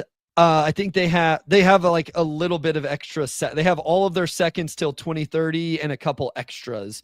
None of these seconds are good because it's their own and then the Bucks and the Nuggets. But I mean, you could cobble together second round picks as some sort of asset. The question for me is like, do they just think their depth is good enough? Like, do they think that they have enough like fourth and fifth options on the court between Karis LeVert, Isaac Okoro, George Niang, Dean Wade, Max Strus, Sam Merrill, Ty Jerome, Craig Porter? Or do they just decide, no, we're going all in and like we want to go get like another starter quality player? I don't need another starting quality player for them. I think their roles, their chemistry, all of that is really good right now. What I do think this team needs, if I was going to make a move, it would be for a backup big. I would like a big man that even if I need 10 minutes in 2 games of a series against the Bucks, because Giannis gets Evan Mobley in foul trouble and Jarrett Allen needs a break. And I don't have to play 10 minutes of Dean Wade at center or Tristan Thompson at center or whoever. I think that's worth maybe giving up a wing piece in a couple seconds. This isn't the Suns conversation of go get a real upgrade. They don't need that. They have 2 quality centers on their roster who also can play together. 2 guys that can play center, right? Jarrett Allen is awesome. Evan Mobley has proven that he can play center. I'm trying to win a championship if I'm Cleveland. And to do that, I want to continue to raise my floor and give me as many outs as possible. I feel good about that with my depth, my star power, my chemistry, everything else. If I had to look at one thing that made me nervous, it would be playing a team with size that gets me in foul trouble, and I don't have anything off the bench. And I don't want to lose a series because in 2 different games, Mobley gets in foul trouble, and I have to play Tristan Thompson 10 minutes. So the name that makes a ton of sense to me is Larry Nance. We've talked about this before. Larry Nance is an awesome big man who can shoot it. He could play with Jarrett Allen. He could play with Evan Mobley. He can play center. He can play the 4. He's just flexible. He's perfect for them. Like, I think all of this really, really, really works. Right. I am an enormous fan of Larry Nance. Now, is there another big on the market? There's not another big on the market that like ticks all of those boxes. Is there another player on the market that ticks some of, like, does Jonas Valanciunas do anything for you? I think I'm good. I don't think he can move anymore. Can he? I don't think he can move all that well anymore. Yeah, I agree. Like, I wouldn't feel great about playing him in the playoffs. If you were a third team and Milwaukee was trying to do something big, like trying to get like a Jimmy Butler, okay, would you be willing to take Bobby Portis? I would, but I'm a Bobby Portis fan. Like, I like Bobby Portis. Where this doesn't track for what I just said is like defensively, he's not really holding up there. But I like the ability of Portis to play alongside these guys. Like, I think he'd be overqualified for the role I'm talking about. Even, he may be too much. So, is there a world where, man, that would have to be like a crazy like 5-teamer somehow. Where like you get like Cleveland, Miami, Milwaukee, Toronto, and Phoenix involved. And you said like Jimmy to Phoenix, Bradley Beal to Milwaukee, like Connaughton to Toronto, Brown and Boucher to Miami. Like, is there anything that really works there? It seems like a lot. So here's my question. Like, is Tristan Thompson just the name, or is Dean Wade? Am I overstating? Tristan Thompson is not the name. Okay. So that's what I'm saying. So like two other names here that work, right? Rob Williams is a good name. That's an interesting name. Okay. I like that a little bit more. The issue with Rob Williams is like, you might not be able to trust that he's healthy in the playoffs. Fair. But if he's your third big behind Jarrett Allen and Evan Mobley, like that's the kind of team that might be able to take that risk, right? Yes, this is an interesting name. That's our guy, YouTube user, that's second round pick capital to me. Like, you don't have to move your 2031 first to get Rob Williams, probably. Correct. The other name is Day'Ron Sharpe. Like, Day'Ron Sharpe makes a lot of sense for them too. Listen, I'm a Day'Ron Sharpe guy. I love Day'Ron Sharpe. So yes, love these names. Yes. All of this tracks to me. The Robert Williams one is really interesting because you just don't have to overtax him, right? And so I think maybe based on that, you can feel like he can be healthy for what the role we're talking about is. So yeah, or like Day'Ron Sharpe's going to come in. He's going to play his butt off. He's going to grab a bunch of rebounds, can foul, like if he needs to take a few fouls, whatever, like he is definitely qualified for this as well. So yes, I like those names. This is the type of stuff I'm talking about. Yeah. And I agree with you that I would try to do this. Okay. If I was them, I would try to do one of these guys. I would probably actually try to do one of Sharpe or Williams, assuming that Nance is not available. And so I was trying to figure out who I had to send back, but actually Cleveland has their non-tax. So correct. They wouldn't even have to send out. They wouldn't even have to send out. Yeah, you can just send back picks. So yeah, I mean, look, like I think that yeah, pick up. I'm just saying, like they could. You don't have to really sit here and figure out the player to match salary and stuff like that if you don't want to.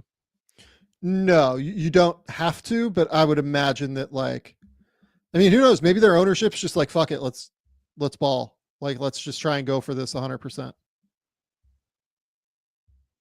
Because do they have a roster spot? Do the Cavs have a roster spot? 8, 10, 12, 14. They do. Yeah. So they could do this. Yeah. I don't know what their like apron stuff is. So yeah.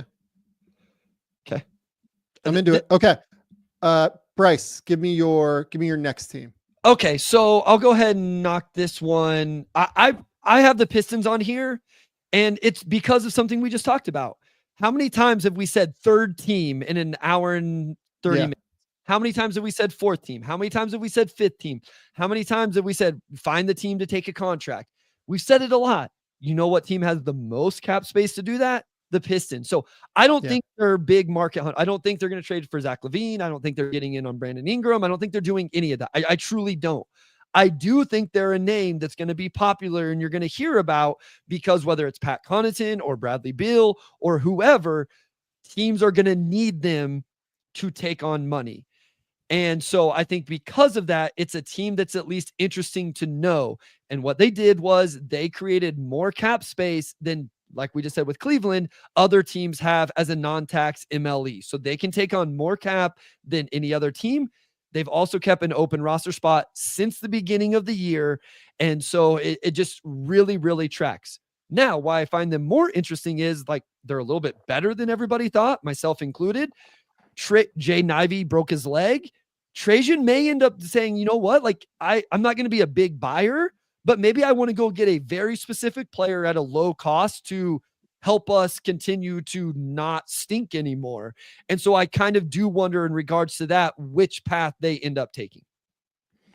Is there a world, what I'm kind of wondering is like, is there a world where they could take kind of both paths at once? So I literally said this today because like we had 20-minute argument of should they go after LaVine? Should they not? Should they go after BI? Should they not? And I said the needle to be threaded by Trajan. I think this would be 100% win by Trajan Langdon if he is able to take on a contract that has 2 second-round picks attached to it that is also a guy that fills this void of either some perimeter defense or a secondary creator or something like that.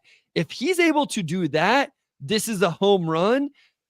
I don't know exactly who that player is, but I think there's a world where it could happen. Is there a world where it's CJ McCollum? I don't hate it, right? Because CJ only has 1 more year. Yes, he's 1 year left after this one. He's still a pretty good player. Like he's overpaid, but he's still a pretty good player. I don't fixes their secondary creator problem for this year. Could probably come off the bench next year. So here's what he does. Like this year, he's the second option Cade no longer has. Remember last episode, everybody, when I said, Sam, who's the Pistons' second best player? CJ McCollum would come in and instantly be the Pistons' second best player. And it's lower money than LaVine. It's not as many years as LaVine. To me, it's a proof of concept move more than even LaVine's is. Like LaVine's is a real like, and I wonder what, I guess it depends on what assets you'd have to trade for LaVine too. Like if they're really just selling neutral value, then sure. But 1 year, like you said, you move him to the bench next year when J.I., comes back. It's a name that I brought up early in the season, either when the injury, not like out in the atmosphere, but to some other Pistons people, like, does CJ make some sense here? I don't dislike so it. here's What's the here's the trade though? theory on. What's the matching money though? So Tim Hardaway Jr. and Simone Fontecchio works money wise because the Pistons can take on the extra $9 million there, and you'd be saving the Pelicans $9 million, and then the Pelicans get Fontecchio for the extra year, so they'd be saving what would that be? I think he has like 30 left for next year, McCollum. So like 22 or something. I think Fontecchio 22 or 23 for the next year. Yeah, so that's a pretty good win for the Pelicans, to get off of McCollum for next year. I don't know, that feels okay to me, to be honest. Am I greedy if I want draft picks though? No, you should. Okay. You get multiple second round picks for that. Yeah. I would say that I don't know if I would do a first if I'm the Pelicans. Yeah. But they have a bunch of seconds that you could do easily. Yep. And the thing with Detroit is I've looked into their cap. I've talked to Keith Smith about this, other people really want Malik Beasley back next year in Detroit. Because again, proof of concept, floor spacing, he's been awesome. There's a world where they don't operate as an under the cap team anyway. So I don't know that bringing in this extra money from CJ, it doesn't put you like in a crazy spot. But if they're going to operate over the cap anyway, what's their only path to bringing back Malik Beasley? The non-tax MLE. And they would still, the one guy you're worried about is a guy you could still sign. Where Pistons fans won't like this is this completely takes you out of potentially getting Miles Turner, which is, I think, everybody's dream scenario this offseason, is you create enough cap space to go sign him as an unrestricted free agent. Yeah, that feels aggressive to me, as in potential of like likelihood that something like that could happen. Like, I don't think that Indiana can let him go. I mean, I was on a Pacers pod setting the pace the other day. I'm like, didn't Pascal literally say that there's two players he wants to play with and Miles Turner is one of them? And you have we talked about the Pacers earlier. They have no other centers on the healthy centers that are coming back next year on the roster. I just feel like that put him in a tough spot. Yeah, like this is the deal that makes sense to me. Like CJ McCollum for Hardaway, CJ McCollum 2 seconds for Hardaway Jr. and Fontecchio. Yeah, and listen, CJ replaces what Tim Hardaway Jr. is giving anyway. And I'll be honest, like Fontecchio hasn't been that great this year. Like he hasn't. He's struggled with his role. He's trying to put the ball on the deck too much. It hasn't been great. And the Pelicans save a bunch of money. This is a deal that like actually makes a lot of sense to me. The more I think about it. Only 1 year left, but if it splits the difference of, okay, you want to go make sure you get in the play-in game and CJ gives you a real second option bucket getter. And then, like you said, he's either an expiring deal. Like that's the thing. Then you get to the offseason. If you do want to go get whoever, make a real move, then you have money to match between him and Tobias. Yeah. And if you decide you're ready to move on from a young guy or whatever, I'm cool with that in the offseason. I am not cool moving a young guy at the deadline. I'm not okay with that. I do not think Trajan Langdon should sell on any of these young guys yet. But the offseason, you have more data, you know where draft picked it, you have more draft capital probably, then is the time to do something like that. I think it makes a lot of sense the more I think about it. The other thing with the Pistons, just like you said, they can be a third team. I don't know that I need to bring up specific examples. Like they can be a third team and just take on money if they want to. But because they're actually good now, I think it's worth them like getting playoff experience into Cade Cunningham. And oh, by the way, do you know who's a perfect fit for CJ McCollum? Cade Cunningham. Because he's a big guard who like can actually now like pseudo defend. He's not a great defender, but like he's good enough on defense. So big point guard who can play and like just let CJ score. Like that's a perfect situation for CJ McCollum to me. Yeah. No, the idea makes sense. Okay. Next team. Let's go with the Sacramento Kings. The Sacramento Kings are in what I would say is an intriguing spot now because they have won all of these games in a row under Doug Christie. And they are now 21-20. They are 9th in the West. They are in the playoff. They're in the play-in again. It feels like the idea that I kind of spoke about whenever they moved on from Mike Brown in terms of sometimes you just need a change, that has come to fruition. Sometimes you do just need to change, guys. It's not a statement on, how good of a coach Mike Brown is or how good of a coach Mike Brown has been for Sacramento. To me, it's a statement of you just need to make a change sometimes. It's why it drives me crazy that Portland has not moved on from Chauncey Billups. Like, I don't know if Chauncey Billups is a good coach or a bad coach, but it seems to me that it might be time to get a bit of a different voice in there. The Kings just beat the Rockets on Thursday. They play tonight against the Wizards. Like, let's assume that they're going to get to 22-20 now. It's a home game against the Wizards. They have, before the trade deadline, an enormous stretch of Denver, New York, Brooklyn, Philadelphia, Oklahoma City, Minnesota, all on the road. All of those games are road games that they will have to prove that they can win. And then they have a home game before that against Golden State. If I'm Sacramento, I probably don't do anything until after this road stretch here. I know that they've gone on the road. They've beaten the Bulls. They've beaten the Celtics, obviously. They beat the Warriors during this run on the road.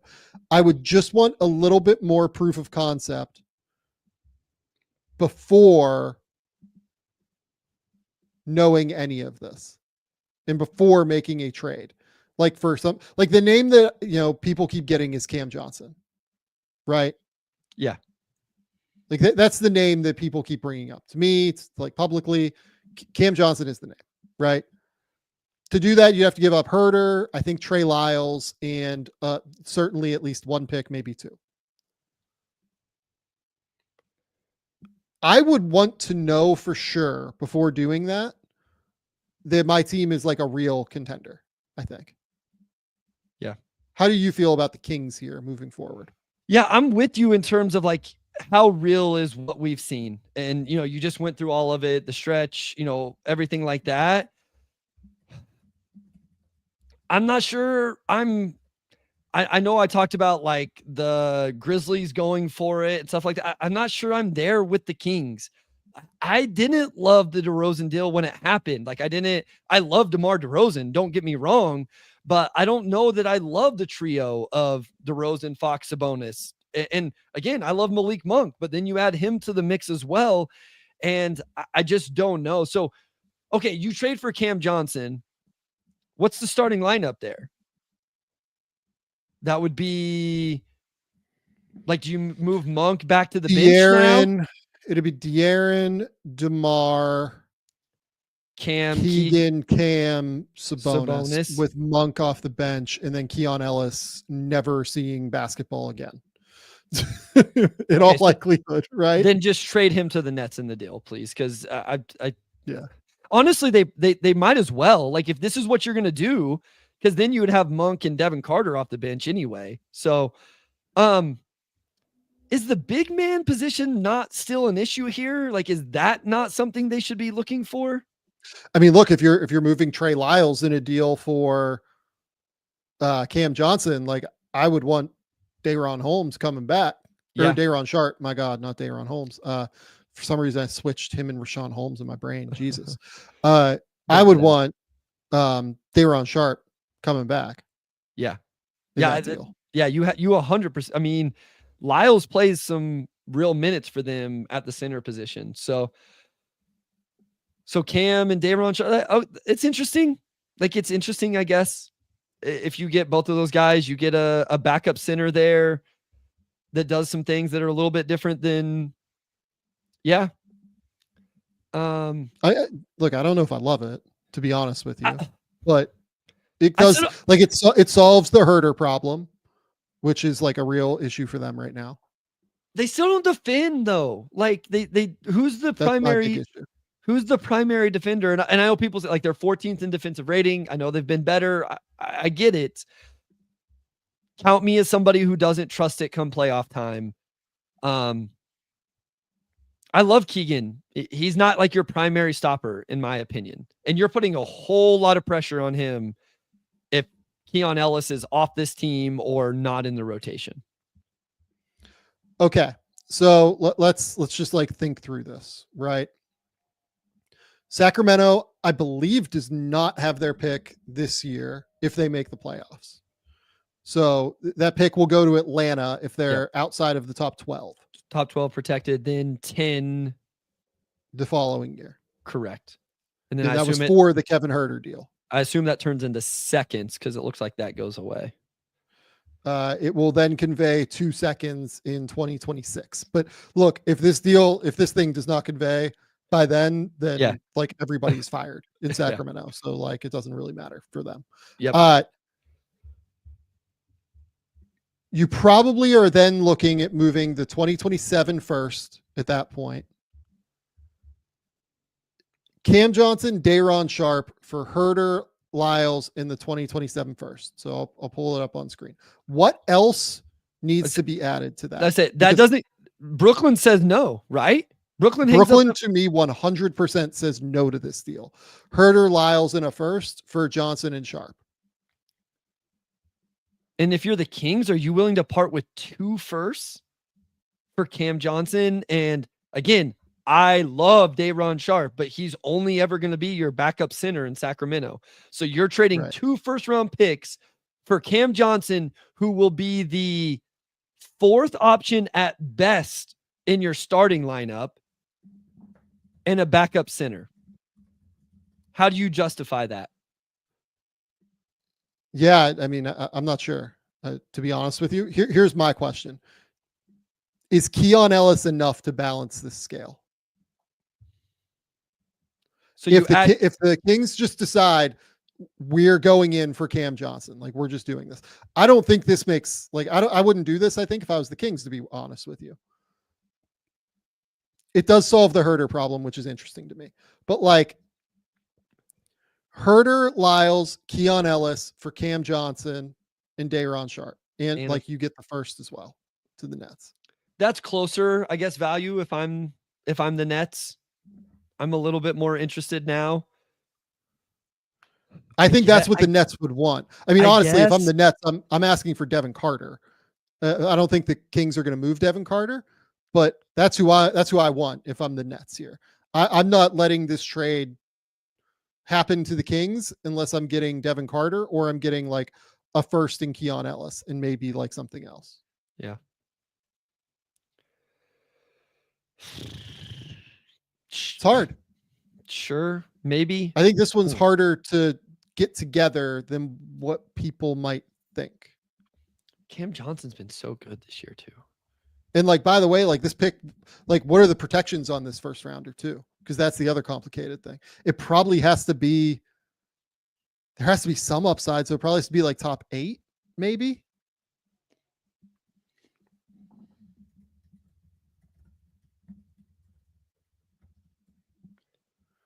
Top 8, top 6. I don't know if I get excited about that if I'm the Nets, Sam.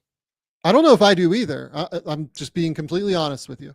I think there are probably other deals out there that make sense. Yeah. I love Keon Ellis. Like, so that's what I was gonna say. So clear on the fact that I think Keon Ellis is a real player. Yeah. Keon Ellis makes more sense on a team that's winning than a team that's rebuilding, though. Like, I don't know how much make a ton of sense for them. Yeah, not for. I would love to have Keon Ellis on my team for 3 years from now, and if that's what it took to getting him, but like, he just makes so much more sense on a playoff team than a rebuilding team. So, yeah, I don't think that makes sense for me if I'm Brooklyn, and he's the only player I'm interested in that deal, kind of, long term ish or whatever. Yeah, no, I want Devin Carter if I'm the Nets. Otherwise, like, I just think I will get a better offer from somebody else. Yeah.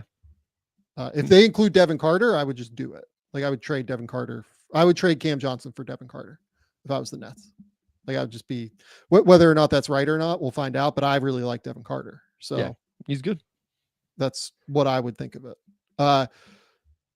The other name that I've seen publicly for the Kings is John Collins. That does not make any sense to me, to be completely honest.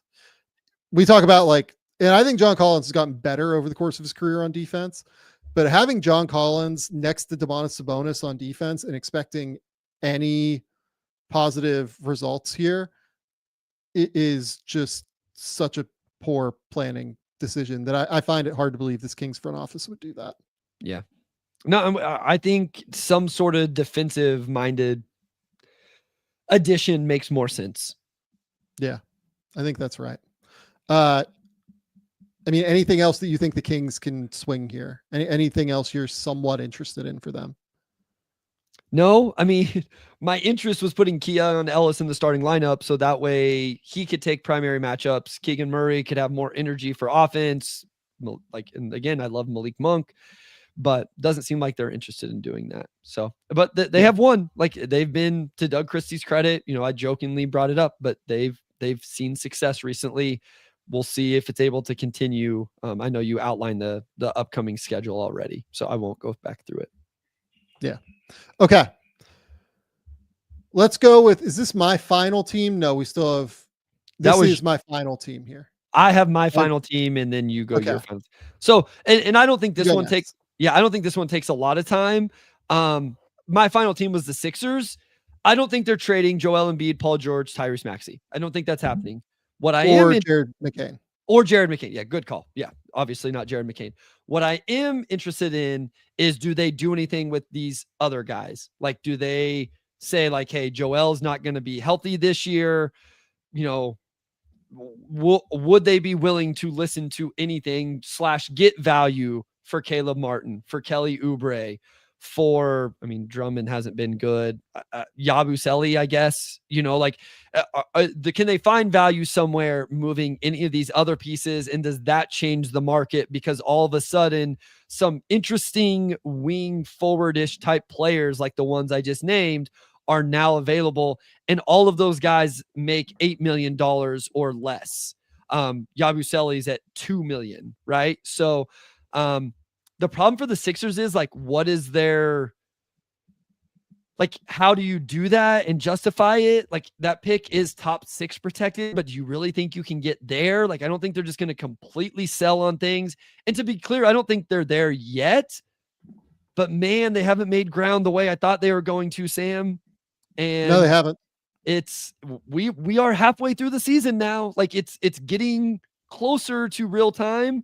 Only 2 games out of 10th, but they're 5 games out of 9th.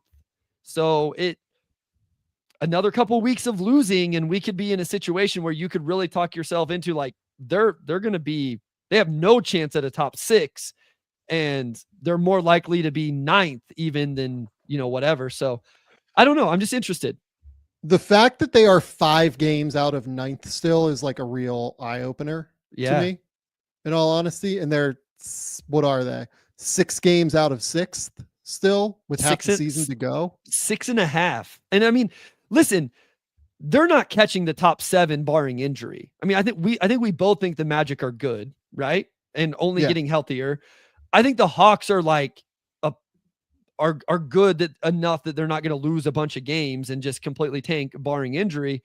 Could you talk yourself into them catching the Pistons even though they're 5 games back? Sure.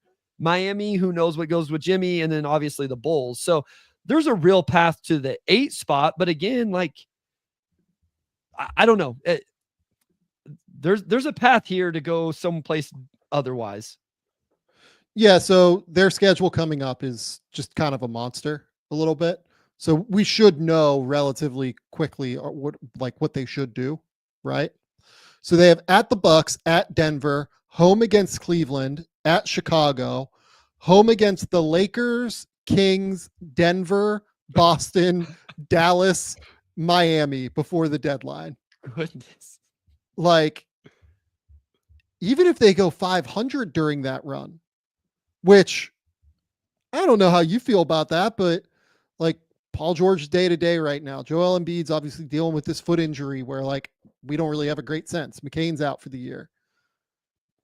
I don't know how if I was them, I would wait to see how my team plays during this upcoming run here. But I actually do think there is a pretty real chance we end up seeing them as sellers at the deadline. Like, I mean, Joel Embiid hasn't played in 7 games. Yeah. And so, like, if they went 3-7, they would be 18-32, which would be 50 games into the year. Yeah. If you're 18-32, let's assume that, you know, realistically, if I'm the Sixers, I probably want to get into the top 8, I think, is where I would want to be. I mean, man. Sam, if they do that, the Pistons could lose every game up to that stretch and they'd still be 3 games behind. So if they go, so what was your record there? If they go 3-7, they would be 18-32 at that point.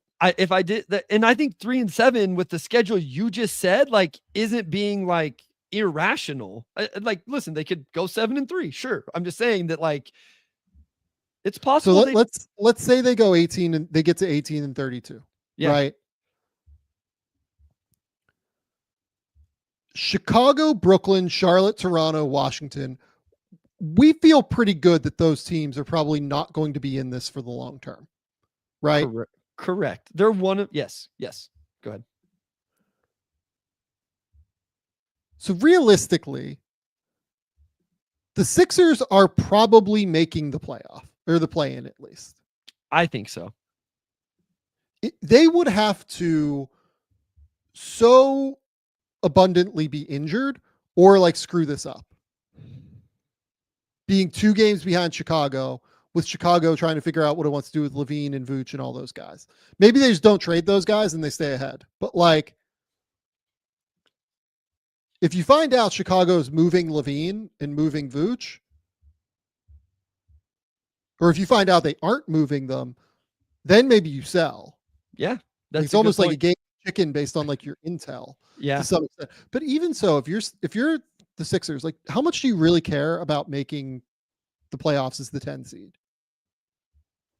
And then you get to, I mean, then you have to deal with Cleveland. I mean, like, maybe they want to deal with Cleveland in the first round. Like, maybe they see that as a better option than dealing with Boston. Like, I'm not saying that's true. I'm just saying that, like, I can see a world where a team thinks that way. Maybe. It doesn't matter if those guys aren't healthy anyway. Yeah, that's ultimately the big thing. Like, none of this even like means anything if Paul George and Joel Embiid are not healthy. Maxi's been fine this year. Like, Maxi has been not quite the level of player that we've seen Tyrese be in the past, unfortunately, but he's been tasked with a lot and they have a new situation going on. Like, there's a lot happening. Here's the other thing with Philly that has to be considered here. Their first round pick is top 6 protected this year. Is there a world to you where they could get into that bottom 6? Let me look at the odds here. So currently they are, I believe, 8th. Yeah. So they would be to keep right now, their odds to keep their pick would be at 12, 18, 19, 1-4, essentially. 25%. On top of that, they are currently, let me do some quick math here on the Pelicans, right? So they are like 5 games behind the Pelicans, who are in the bottom 5 right now. And we assume the Pelican, like, it's going to be hard for the Pelicans to tank with Zion playing games. Like, it's just not going to happen realistically. If Zion gets hurt again and like sits out, okay, cool. But that's one team that I think you can expect to continue to rise, right? But the teams below them, Brooklyn, maybe Portland just doesn't do anything at the deadline and like they continue to figure things out. But who is the third team that they could pass outside of Washington, Utah, Toronto, maybe Toronto if they decided not to tank it? But like, I have no idea why Toronto would do that. New Orleans, Portland, and Brooklyn. Like, those are the teams beneath them. And then, oh, by the way, they're 2 games ahead of, or Chicago's 2 games ahead of them and considering moving things. So I don't see a like, I can see like mathematical pathways to them keeping their pick, but I can't see like realistic, let's make moves to try and like swing this, right? To make it a pathway. To keeping the pick, you mean? to keeping the pick. Like, I think they'd just rather play the lottery odds at that point. Yeah. I mean, they would have to really go for it. You'd have to sell off all those guys. I mean, you would be inclined to sell off those guys and then just like essentially shut Joel down for the season, shut Paul down for the season, play Maxey every other game. But yeah, I mean, if they did that, then they would be terrible. Yeah. But I think that might be difficult. Yeah. I don't know.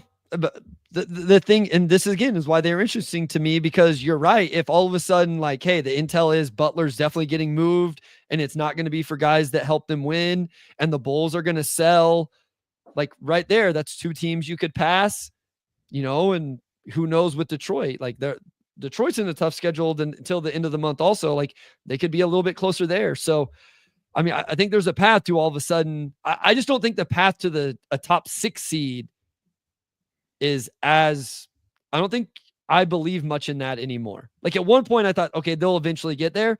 I don't think I believe that anymore. I don't either, for what it's worth.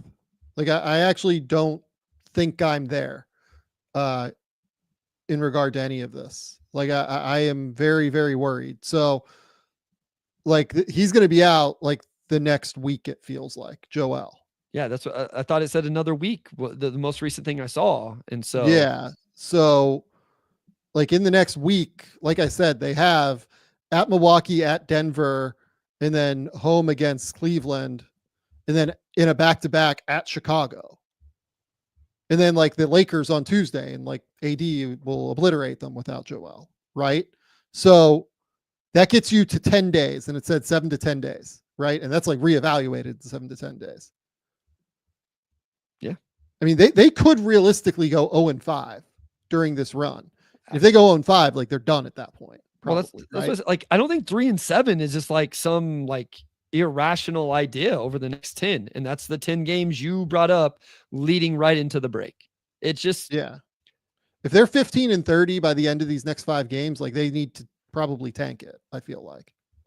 And I remember at the beginning of the year, we talked about how many games those three would play together. It's at 10 right now. Those 3 guys have played 10 games and less than 200 total minutes halfway through the season. It's real tough. It's real tough. Okay. Last team that we're going to talk about here, the Minnesota Timberwolves. The Timberwolves are in just like a crazy, funky spot, it feels like to me, after this Towns trade has like completely backfired on them. And look, this is a deal that I would have made last year. Like I said that at the time, I would have been very clearly abundantly wrong about that. Because I just misevaluated Julius Randle in a substantial way. But like they're sitting here 22-20, 15th in offense, 7th in defense. The defense is still fine, but I don't know. Like when I watch the Randle experience for Minnesota, I just feel like they are in such an obvious position where they need to like just end this as soon as possible. If you look at Randall's last like set of games here, over his last 12, he's averaging 16.5, shooting 48, 22, 79, with 8 rebounds, 5 assists, and 3 turnovers per game. And that does not talk about the defense, which is the biggest issue whenever I watch him. The defense is just like cataclysmically bad. Yeah, I mean, I was watching the Wolves Cavs game before we recorded. I'll finish it up after we record. And I mean, I put in my notes, like the defense is bad. Like it's not good. And honestly, this is one of the better offensive process games I've watched specifically because he's just moving the ball. So I think right now it's mid-third quarter and he has 11 points, 11 rebounds, 6 assists. I'm like, this, I could live with this a little bit more. It's not sticking as much. There's not as many drawn out isolations. Him and Ant both seem to be really moving the ball, but that's too few and far between for me this year where that seemed to be the case. And so it does not seem like it makes any sense at all. So I talk about value. I have no idea what the value would be there, but yeah, to me, they have to try and like get off of the Randall deal. Yep. If I'm them, look, I don't know if they can. And I generally was, again, like I was in on this deal at the time.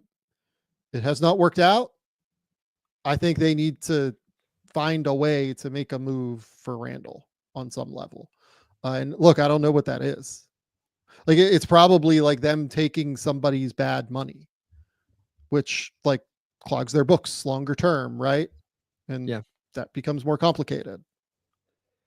Yeah, because they have money tied up to Rudy and Jaden McDaniels already. I mean, McDaniels is the mid-20s, but then getting into the mid-40s and then 50s for Ant, Gobert's mid-30s. But yeah, and here's the thing, like Na is an unrestricted free agent. Naz Reid has the player option coming up. Some interesting decisions for this team. I mean, there's no way that like Phoenix and Minnesota would do something with Bradley Beal, right? Ooh, I do not like that. I don't think Beal for Randall. I mean, like I wouldn't do this if I was Phoenix because it just clogs the spaces for KD and Booker. So like that's a terrible idea. He gets in their way. So like speaking of other like bad money league wide, like I think I might rather. I mean, like Jeremy Grant's a better fit for them than Julius Randle. I would agree with that. I don't think I would want the extra 2 years. Yeah. Right? Is that what it is? It's 2 more? It'd be 2 more. Wow. That was a long goodness. Yeah. Yeah. Really terrible contract. Like I don't Jeremy Grant's not nearly the defender he was considered to be at one time, but it makes a lot more sense than Julius Randle for sure. Yeah, like would you do like Brandon Ingram for Randle and that Pistons first? I would not. So you wouldn't do Ingram if you're them? The Timberwolves? Yeah. I don't think so. I don't. It's not a terrible fit for me because they need. I mean, it is kind of a bad fit. You'd be playing. No, I don't like this fit. The more I think about it, I just went through like a full cycle in my head. The issue here is the issue for me, at least, is that you'd have Ingram and Edwards as your primary ball handlers at that point. And that's a really bad play in terms of like decision making and processing and all that stuff.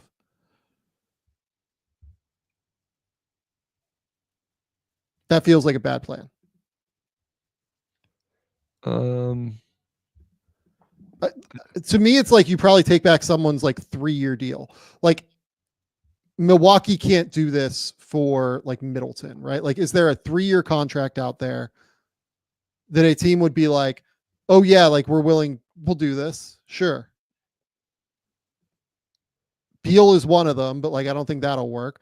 Chicago is the other name. Like, is there any way that you could do Randall for like Pat Williams and something else? But like Pat Williams just way worse than Julius Randle. Like, I don't think the fit like makes that better. Like, does Pat Williams and Ayo Dosunmu, who has not been great this year, by the way, much as I like Ayo, like that gets you relatively close, like Pat Williams and Ayo Dosunmu for Randall. And Chicago's doing this just to get off the Pat Will money? Chicago doesn't get off the Pat Will money long term. Only 1 year left of Randall. Seems like such a downgrade in talent then. It's a huge downgrade in talent. Like I just don't think it works. I mean, the only pitch is you move Randall, it opens up Nas to go to the starting lineup. Williams becomes your off the bench guy. And if you're worried about Ayo is your long-term replacement for Na, like in case he leaves in free agency. That would be my pitch if I like had to convince myself is like, we think we're going to lose Na, or we're going to be, I don't know where this would put their cap situation, but we're going to prioritize Nas. He's going to become our starter. Then we have Pat Williams to come off the bench because we prioritize Nas. We couldn't keep Na, and Ayo becomes that role for us off the bench. Yeah, and someone brought up like the Lonzo deal, like making sense here. Like Lonzo for Randall, like I can see that making sense, but I don't know why Chicago does that. Chicago doesn't do that because it adds a year Yeah. to the books. It adds a year to the books. So I'm struggling, to be honest with you, on where to find a landing spot for Randall. I do think that it would really behoove them to find one, though. Yeah. Like if they could land the plane there and find him a new home. I mean, like I've been trying to think of like, is there like anything with like these Portland deals beyond? I mean, like, should we game out the Jeremy Grant thing a little bit? Like, so I think if you are Minnesota, you can convince yourself to take on the extra 2 years because the fit is that much better. Is it? Don't you think? The fit's better, but like Jeremy Grant's been pretty bad this year. So has Julius. But it's like more of a fit issue than anything. Maybe. Listen, I don't think like they're not good enough in this scenario because Jeremy Grant's your number 2. Like Jeremy Grant's not a number 2. Like Jeremy Grant needs to be a number 4.5 at this point in his career. Do you think so? So like someone brought up the Spurs for Keldon Johnson. Like you get off of an extra year of Keldon Johnson, but sure. I don't think that. I don't know why I do that. I mean, here's the thing. At the end of the day, GMAC is going to love this. You traded away an all NBA player. And let's just bring Andrew up to no. Cause this is, oh Lord, here we go. I don't want to, we're not doing it. I refuse to I will leave if this conversation starts. What conversation? 100 text messages. 100. I forgive you guys. That's all I will say. And I forgive you guys for making me argue against Jalen Brunson. Listen, it's not my fault you hate Jalen Brunson and think he sucks. No, listen, the Timberwolves traded away an all-NBA player and they didn't get one back. And even the role player they got back hasn't been the level of role player he was in New York. Now they find themselves in a situation where they had a number 2. Now they don't have a number 2. And how do you go get one? Because it doesn't seem like it's an easy path. Yeah, I agree. Minnesota's in a really tough spot right now. I think that, like their best situation might be like hoping that Randall just opts out in the summer, which I don't see happening. I think that's just not the realistic situation. But I mean, look, like if Randall was going to get 20 million this summer and he got that for 3 years, like 20 million per year for 3 years.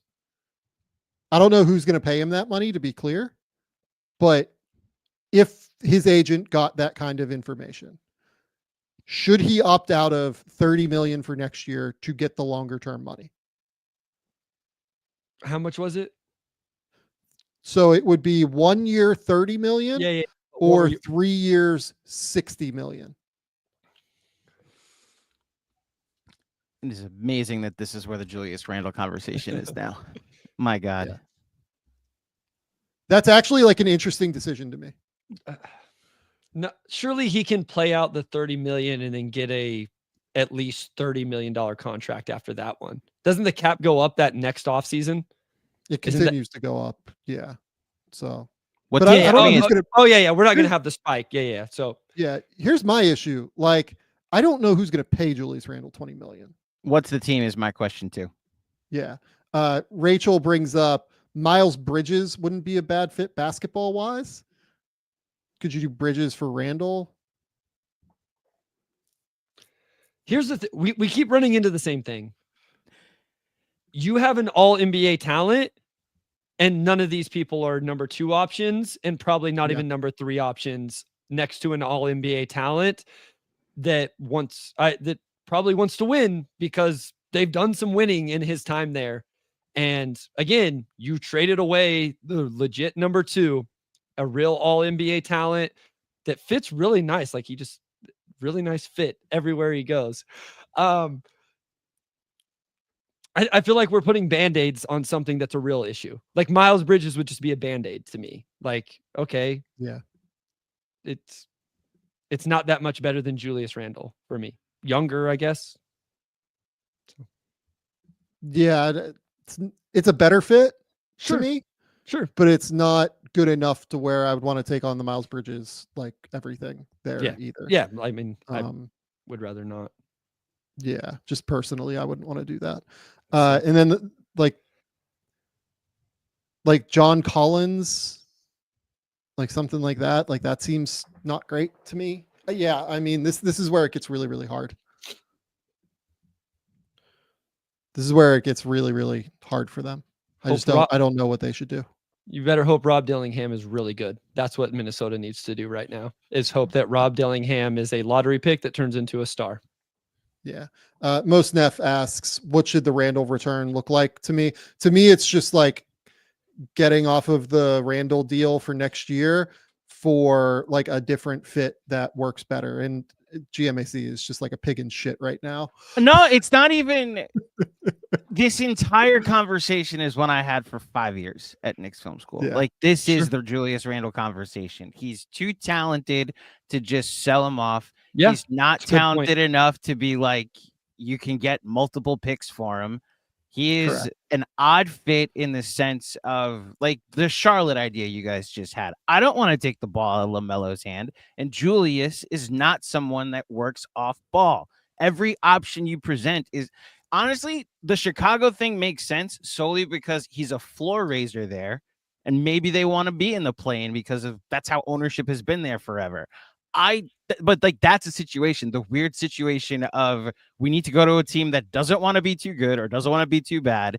It's why the Knicks situation works so perfectly. They didn't want to rebuild because Dolan doesn't want to rebuild. And Tibbs was like, all right, I'll maximize this roster with Julius Randle and RJ Barrett and Reggie Bullock and Derrick Rose and rookie Emmanuel Quickley and rookie Obi Toppin.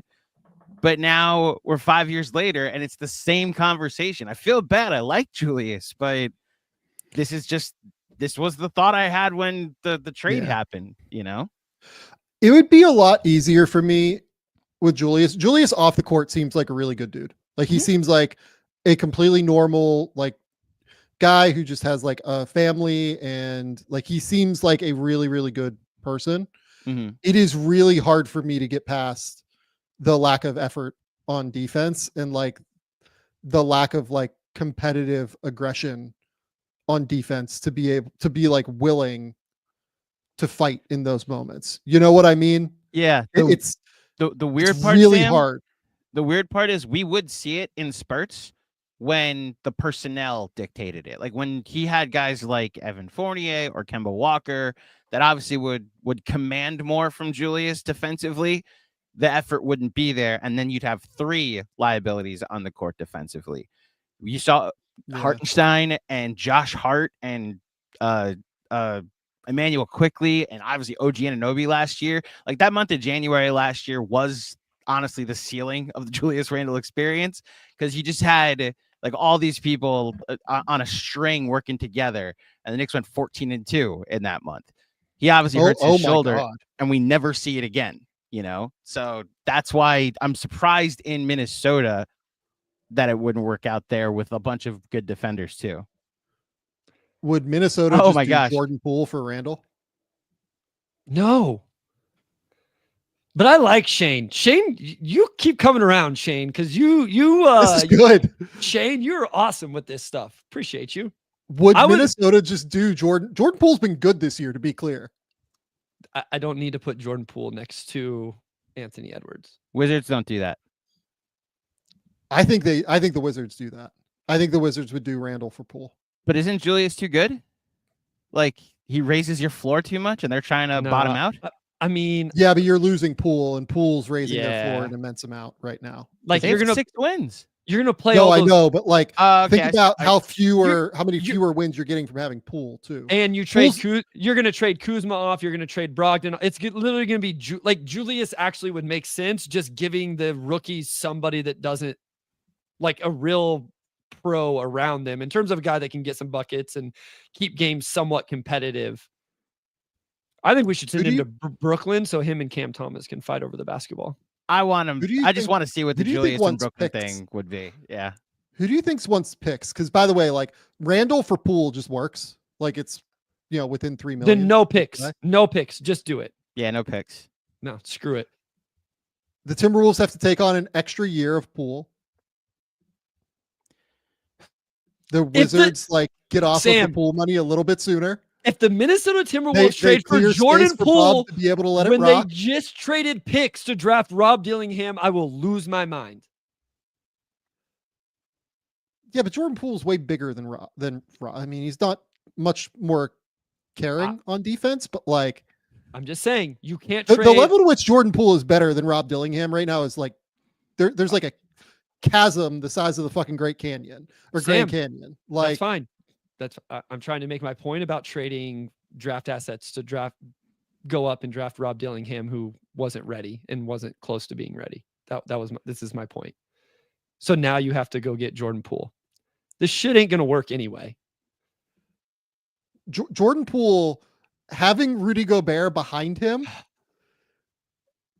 and Jaden being able to fly around and help, it's kind of the perfect infrastructure for Poole. Why doesn't Julius opt out?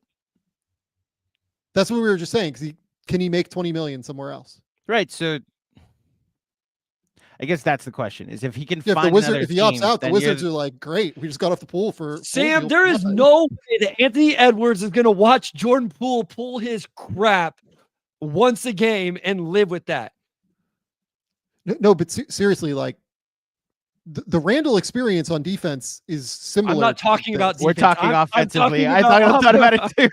I don't care what Poole does defensively. Ant is going to lose his mind when Jordan Poole takes some of the shots he takes.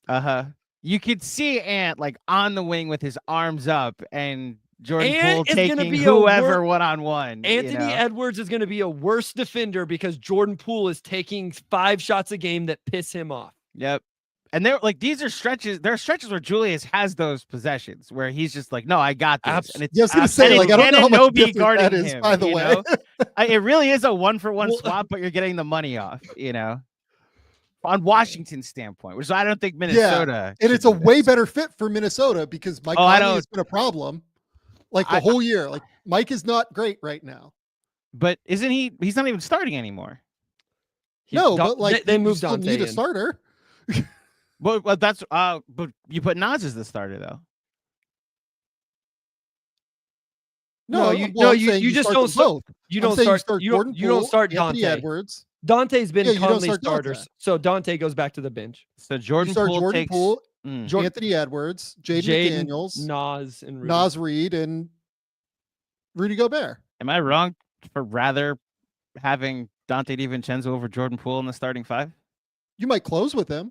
But I mean, I think you start Jordan, just in terms of offensive firepower. Okay. They did have stretches in Minnesota where it was Dante checks in and then doesn't check out until the end of whichever half he's in. So I guess that can still work. Yeah. We need to hire Shane just to bring up random ideas for us for the episode. And Shane, you are a genius. This is great. Mm-hmm. Chaos. Love it. That is chaotic enough to where I'm somewhat interested. I actually think I would do that if I was Minnesota. The Randall experience to me is going that badly, and it's going. And here's why: it's going particularly badly in terms of the amount of space that Randall takes up for Anthony Edwards driving lanes. I think that Ant, if you look at his 2-point percentage this year, the only reason that he has been as efficient as he was last year is because he's drilling 40% of his 10 3-point attempts per game. Yeah. Right. By doing this deal, at the very least, it's a downgrade defensively because Poole is smaller than Randall, but it's not that big of a downgrade defensively. It's a much bigger upgrade defensively because of the fit around those guys. Can we do trivia?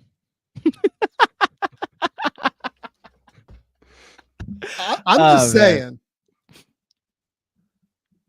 Look, I've been down the Julius Randle what trade could they make rabbit hole entirely too much in my 30s. So you described it perfectly though. He's too talented to where you always feel like you're getting bad value because he's the most talented player in the trade. So the guy made All NBA 2 years ago, All NBA third team, and then had a miserable postseason. And the conundrum we approached the offseason with was like what do you can't just unload him because nobody wants anybody that wants like an all NBA talent will go after someone better. And no one wants to give you picks for him because then you're significantly worse, which is why I commend Leon Rose he made the decision. All right, now's the time. And you get Karl Anthony Towns for him, it just works out that way. I feel bad. Again, I feel bad that Julius has now found himself in this value situation. But it's ironic that Bobby Marks came on Knicks Film School over the summer and said that if Julius's agent was approached with a 3 for $100 extension, he should take it. And we were like, whoa, we were thinking this was trending toward 4+. I think I said something similar to that so too. Then you as well, Sam, you guys had the value down and now we're at would 3 for $60 be in play, which team's giving him $20 million. And it just shows you what one move can do to a player's value. Yeah. Can I make an announcement? Here's the problem. Oh, when you're done. Quick, though, just to finish this. Yeah. The problem for Randall is that he has shown now in 4 different locations, really 3 maybe. But the New Orleans one now is exacerbated by the fact that Chris Finch brought the best out of him. And now this is a struggle bus in Minnesota where Chris Finch can't get the best out of Randall. It's been in multiple locations now where it's been an issue for Randall in terms of bringing the best out of his teammates because of his style of play. And I think that NBA teams are getting smarter about that type of player, which makes it harder. Yeah. For him. Okay. You have an announcement, Andrew.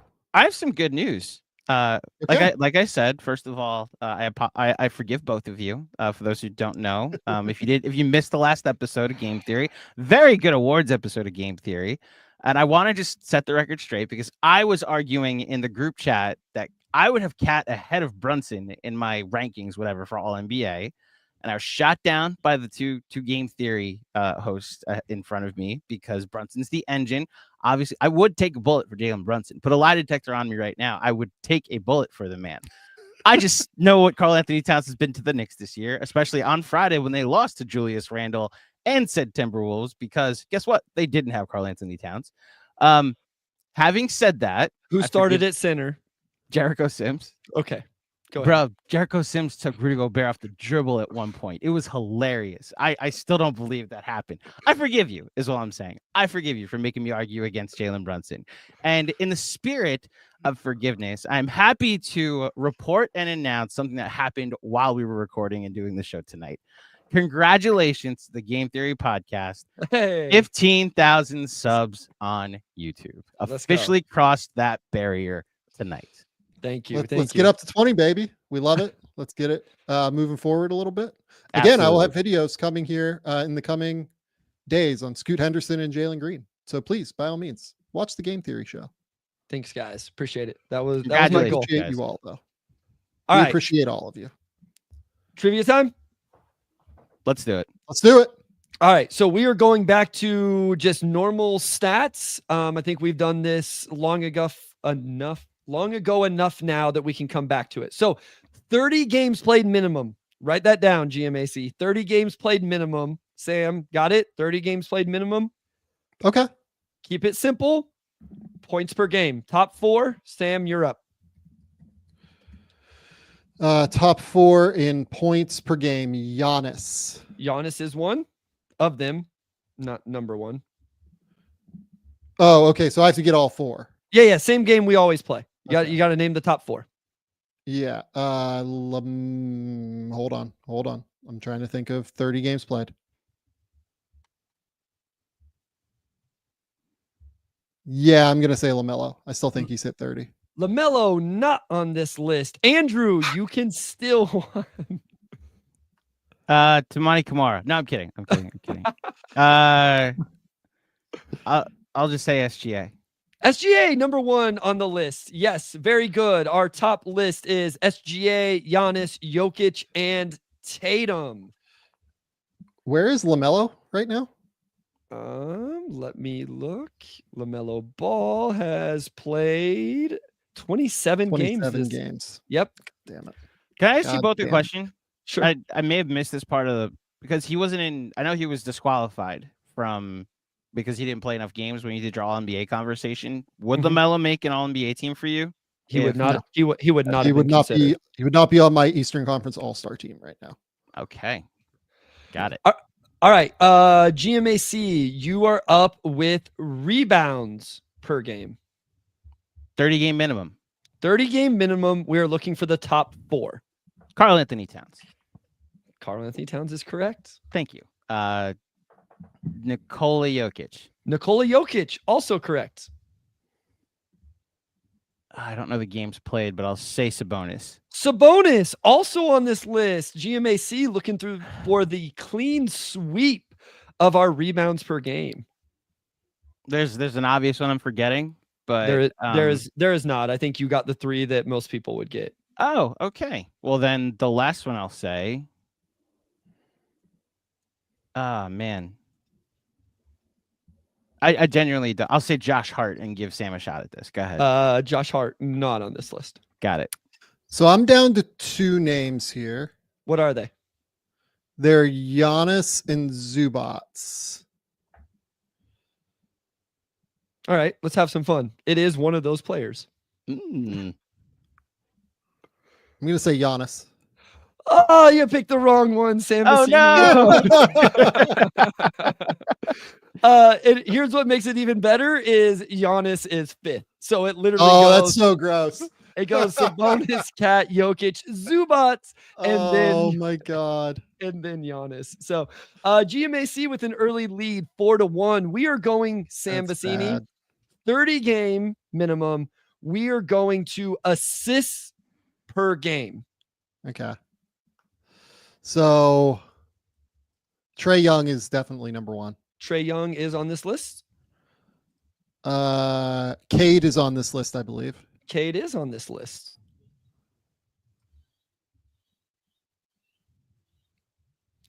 Jokic.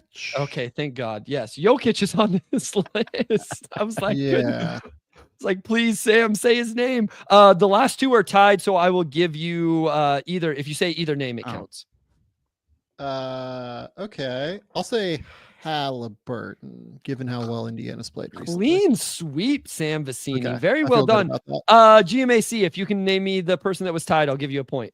Is it LeBron James? LeBron James. Let's go. You 2 are crushing it. Well done. So I did give him a point, so we are tied 5-5.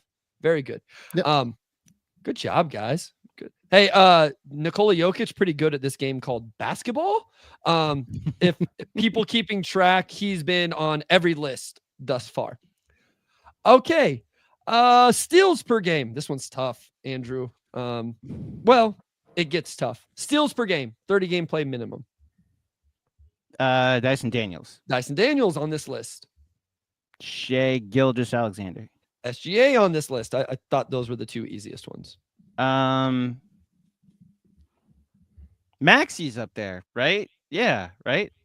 Great call. Tyrese Maxey is on this list. Very well. This is where, again, you asked the question when they just played the Sixers. So Yeah. I'm in the midst of that. That is not one that I would have gotten. Listen, you're looking for positives about the Sixers when you're previewing a game against them. It's not just 5-second rabbit trail. Trying to find someone to preview a Sixers game when nobody cares about the Sixers right now. No content creators wanted to do it. They're the Eagles right now. Like it's so Eagles heavy, and sometimes you make your bed and you lay in it. And I may or may not have said some things about the city of Philadelphia that nobody wants to come out of pregame pod. You may have. I don't know. There's may not. And you know what? I'd do it again. The last one.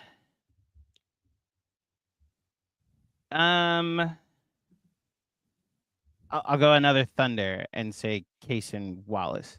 Great guess. He is 0.1 off of this number. So Sam, you have a chance to steal a point.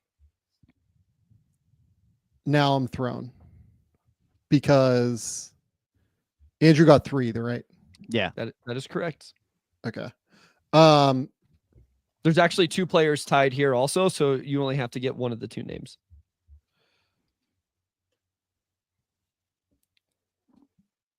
Yeah, I think Jalen Williams is on this list from having just done All NBA last week. Jalen Right? Williams is on this list. Guys, Well done. Yeah. just say Nikola Jokic on No.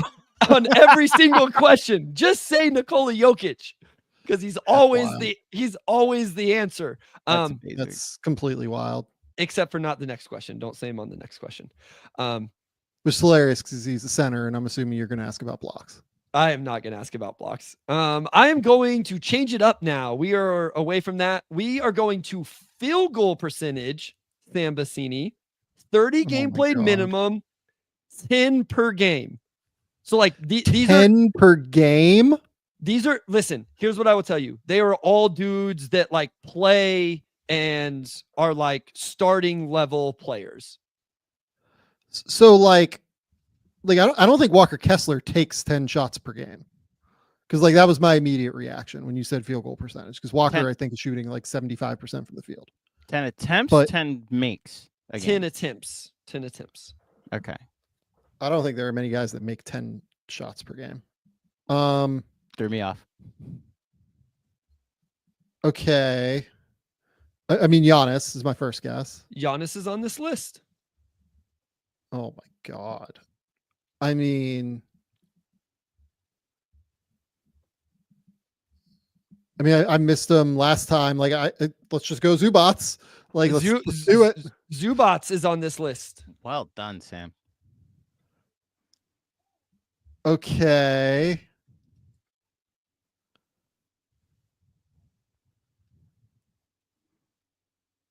Is Pirtle on this list? Pirtle is on this list. I'm trying to think of like guys who only shoot like at the basket. Like, That was an outstanding pull, Sam.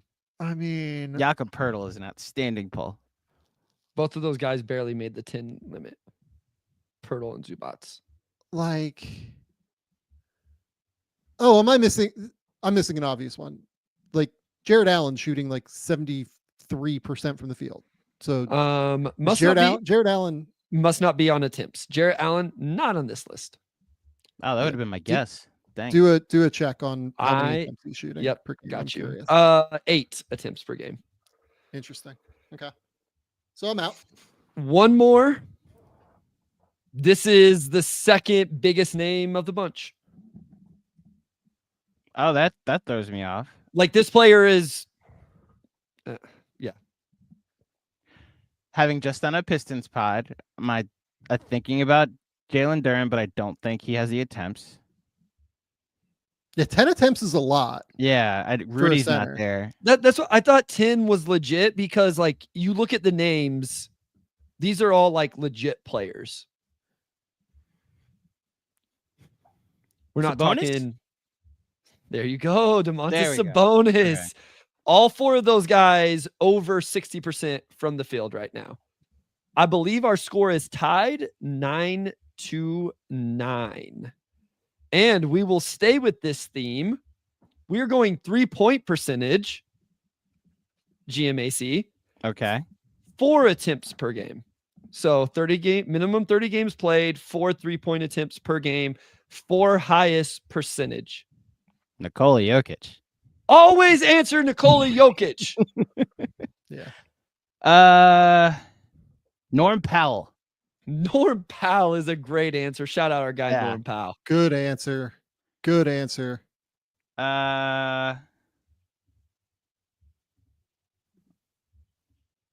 at your teams. 4 attempts a game. Oh, Zach LaVine. Zach LaVine. Yeah. He's got like 100 of them against the Knicks this year. And the last one, there's gonna be someone ahead of it, I think, but I will stay on brand and say Karl Anthony Towns. 4 for 4. Oh, Sweet. Wow. Why Nobody did you else not, has 4 attempts a game. Why did you not go Cat first? I didn't think. I thought there would be people with more attempts. Like I thought. But the that would attempts be it. don't matter as long as it's 4. It's just the percentage. Oh, You know what? I think I accidentally got that right then, because I was doing in my head that there would be guys that were ahead of him because they had more attempts per game. No, I it didn't- doesn't. It It was doesn't by matter. percentage. So Yeah, there you it's go. only percentage. Yeah, I just wanted the highest attempts So- per game, not the percentages. Yeah, well done. Taking all Luke your can- points away. There you go. Luke Kennard is shooting like 48% from 3 or something this year. He has to be taking 4 attempts per game. He's just not played 30. Luke Kennard is shooting. Yeah, he's only played 29 games. 40. That's funny. There you go. Yep. Because the rule of thumb with shooting things from 3 is always pick Luke Kennard. Yeah. Kind of similar to Jokic. Like Kennard is shot like 48% from 3 over the last 5 years. All right, Sam, we need a big round. We're going to free throw percentage. Free throw percentage. Yeah, just pick the best free throw shooters in the game. At least four attempts. For what it's worth, not even really an issue for these guys. Like these guys all take more than that. Okay, so I'm just gonna say immediately, like, there's no way that that's true. In terms of like the best 3-point or the best free throw shooters taking 4 attempts, because like Darius Garland is not taking 4 attempts per game. No, I'm saying the 4 names on this list are all end up taking well over 4.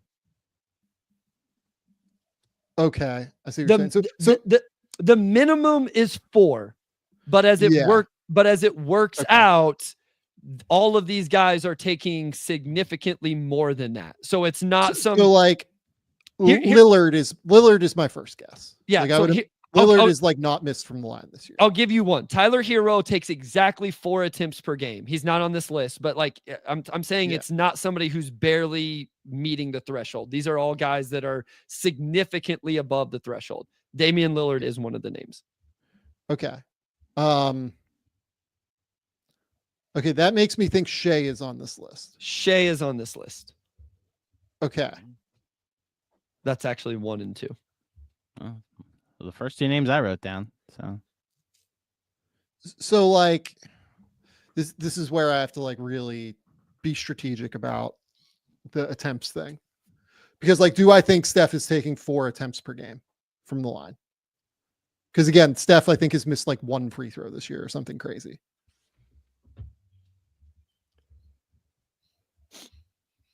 But you're saying that it's way over for all these guys. So there's no way Steph is way over. So, okay. So my next guess then is going to be Booker. Booker is on this list. Okay. After that, way over. I'm so confused by way over.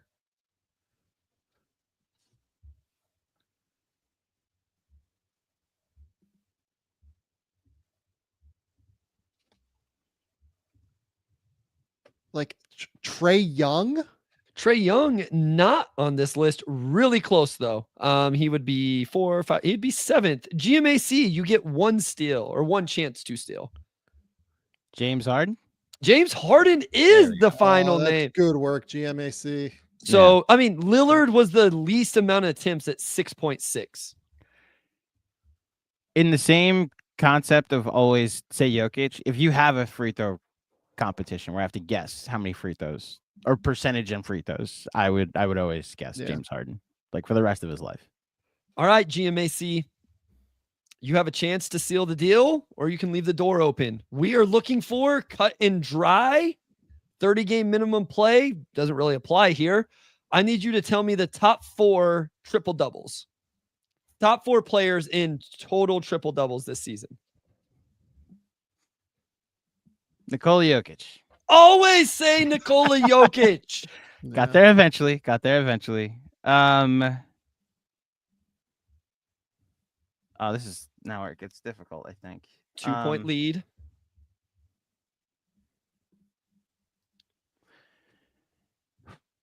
I'm afraid to say 1. But again, on brand, I will say Josh Hart. Josh Hart on this list. Oh my gosh, Josh. Seriously? I swear. Sam, he doesn't leave games. There's a lot of opportunity to get points, rebounds, and assists when you play 40 some odd minutes a game. That blows my mind. I was as shocked as you, Sam. I couldn't believe it whenever Doesn't I leave scrolled and saw it. games. It's somewhat of a compiler, but he doesn't leave.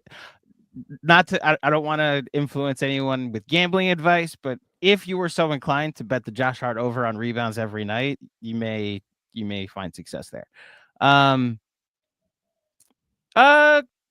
Cade Cunningham. Cade Cunningham on this list. That was my next guess. Yeah.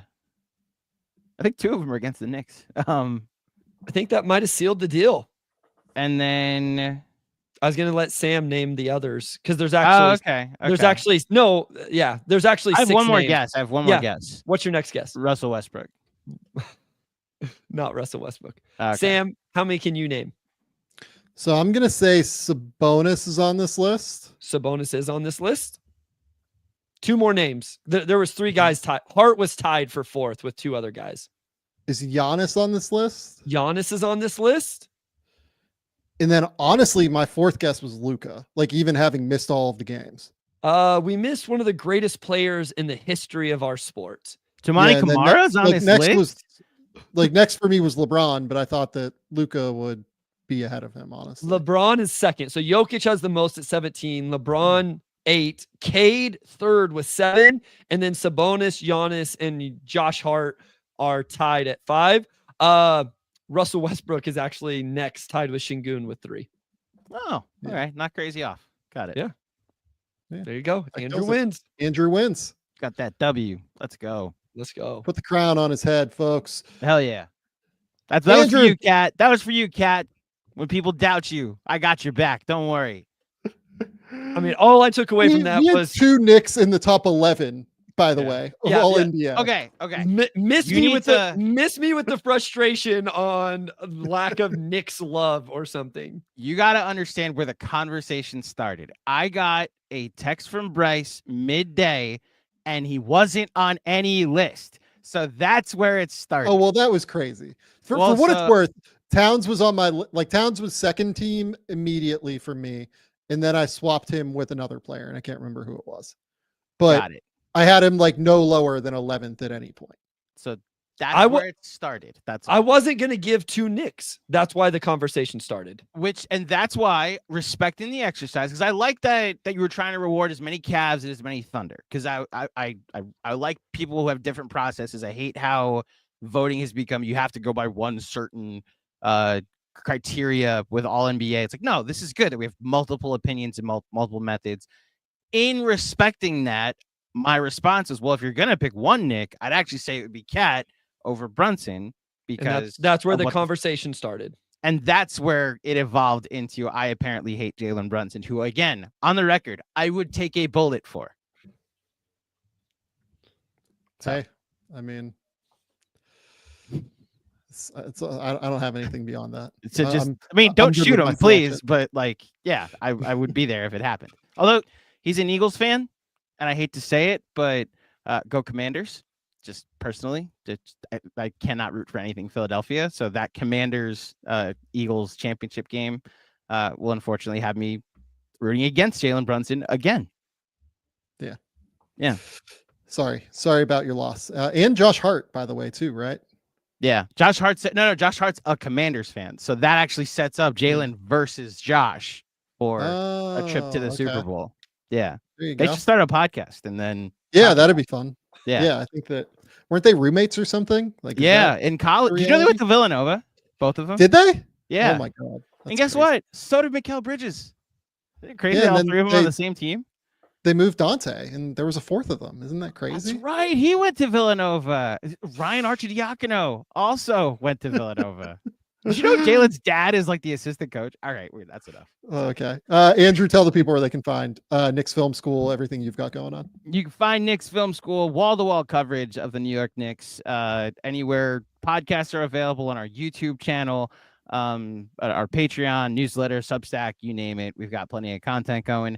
I'm going to plug, because I don't have time for recommendation corner, but I've been starting to rack up my movie watching. I'm going to plug my Letterboxd. Find me on Letterboxd, because I have no idea what social media app is going to exist in the United States this time tomorrow. So I'm going to follow me on Letterboxd. I went and saw a doubleheader on Saturday, Sam. I saw September 5 and the The Last Showgirl back to back. Enjoyed both. Both are watchable. Think everybody would enjoy the both 90-minute experiences. But yeah, follow along with the movies I've been watching. Oh, also Den of Thieves 2 would also recommend. I know you already talked about that. Saw it and I enjoyed it. So there you go. Yeah, I've been waiting to try and see if I can get September 5 at some point soon, but it's not out here until Friday. Gotcha. And even then it's like kind of limited to like some places. So that might be one that I have to hope comes on streaming soon, unfortunately. I had some time before our watch party on Friday. We did a watch party in New York City, and New York is one of the cities that all the limited releases go to. So I went and did a doubleheader. It was great. Living in LA was so good. Like we lived like right in the middle of Hollywood. Like we had like 3 theaters that played like everything within walking distance. Like it was so good, but you know, what can you do? Okay, Bryce, tell the people where they can find your work. Yeah, at Motor City Hoops on Twitter, on Blue Sky, the Motor City Hoops Substack. Again, don't subscribe, just go read. If your team plays the Pistons, there'll be a page and a half of notes. I've been doing more videos of certain things that your team. So if you're a Pacers fan, I had video of Siakam getting post position and Tyrese Halliburton on defense and stuff like that. So check that out. Otherwise, Game Theory Podcast right here with Sam Vecenie. Go to The Athletic. Keep me employed over there. We will have some stuff at some point coming up. No, I'm kidding. We have a big Cooper Flagg breakdown for me coming this week. We have a big trade deadline, big board update coming. And then I have updated my top 100 like internally for the 2025 NBA draft. I have no idea when we're planning to schedule that at The Athletic. I just need to, you know, write about some players before we do that. So go to The Athletic, keep me employed over there.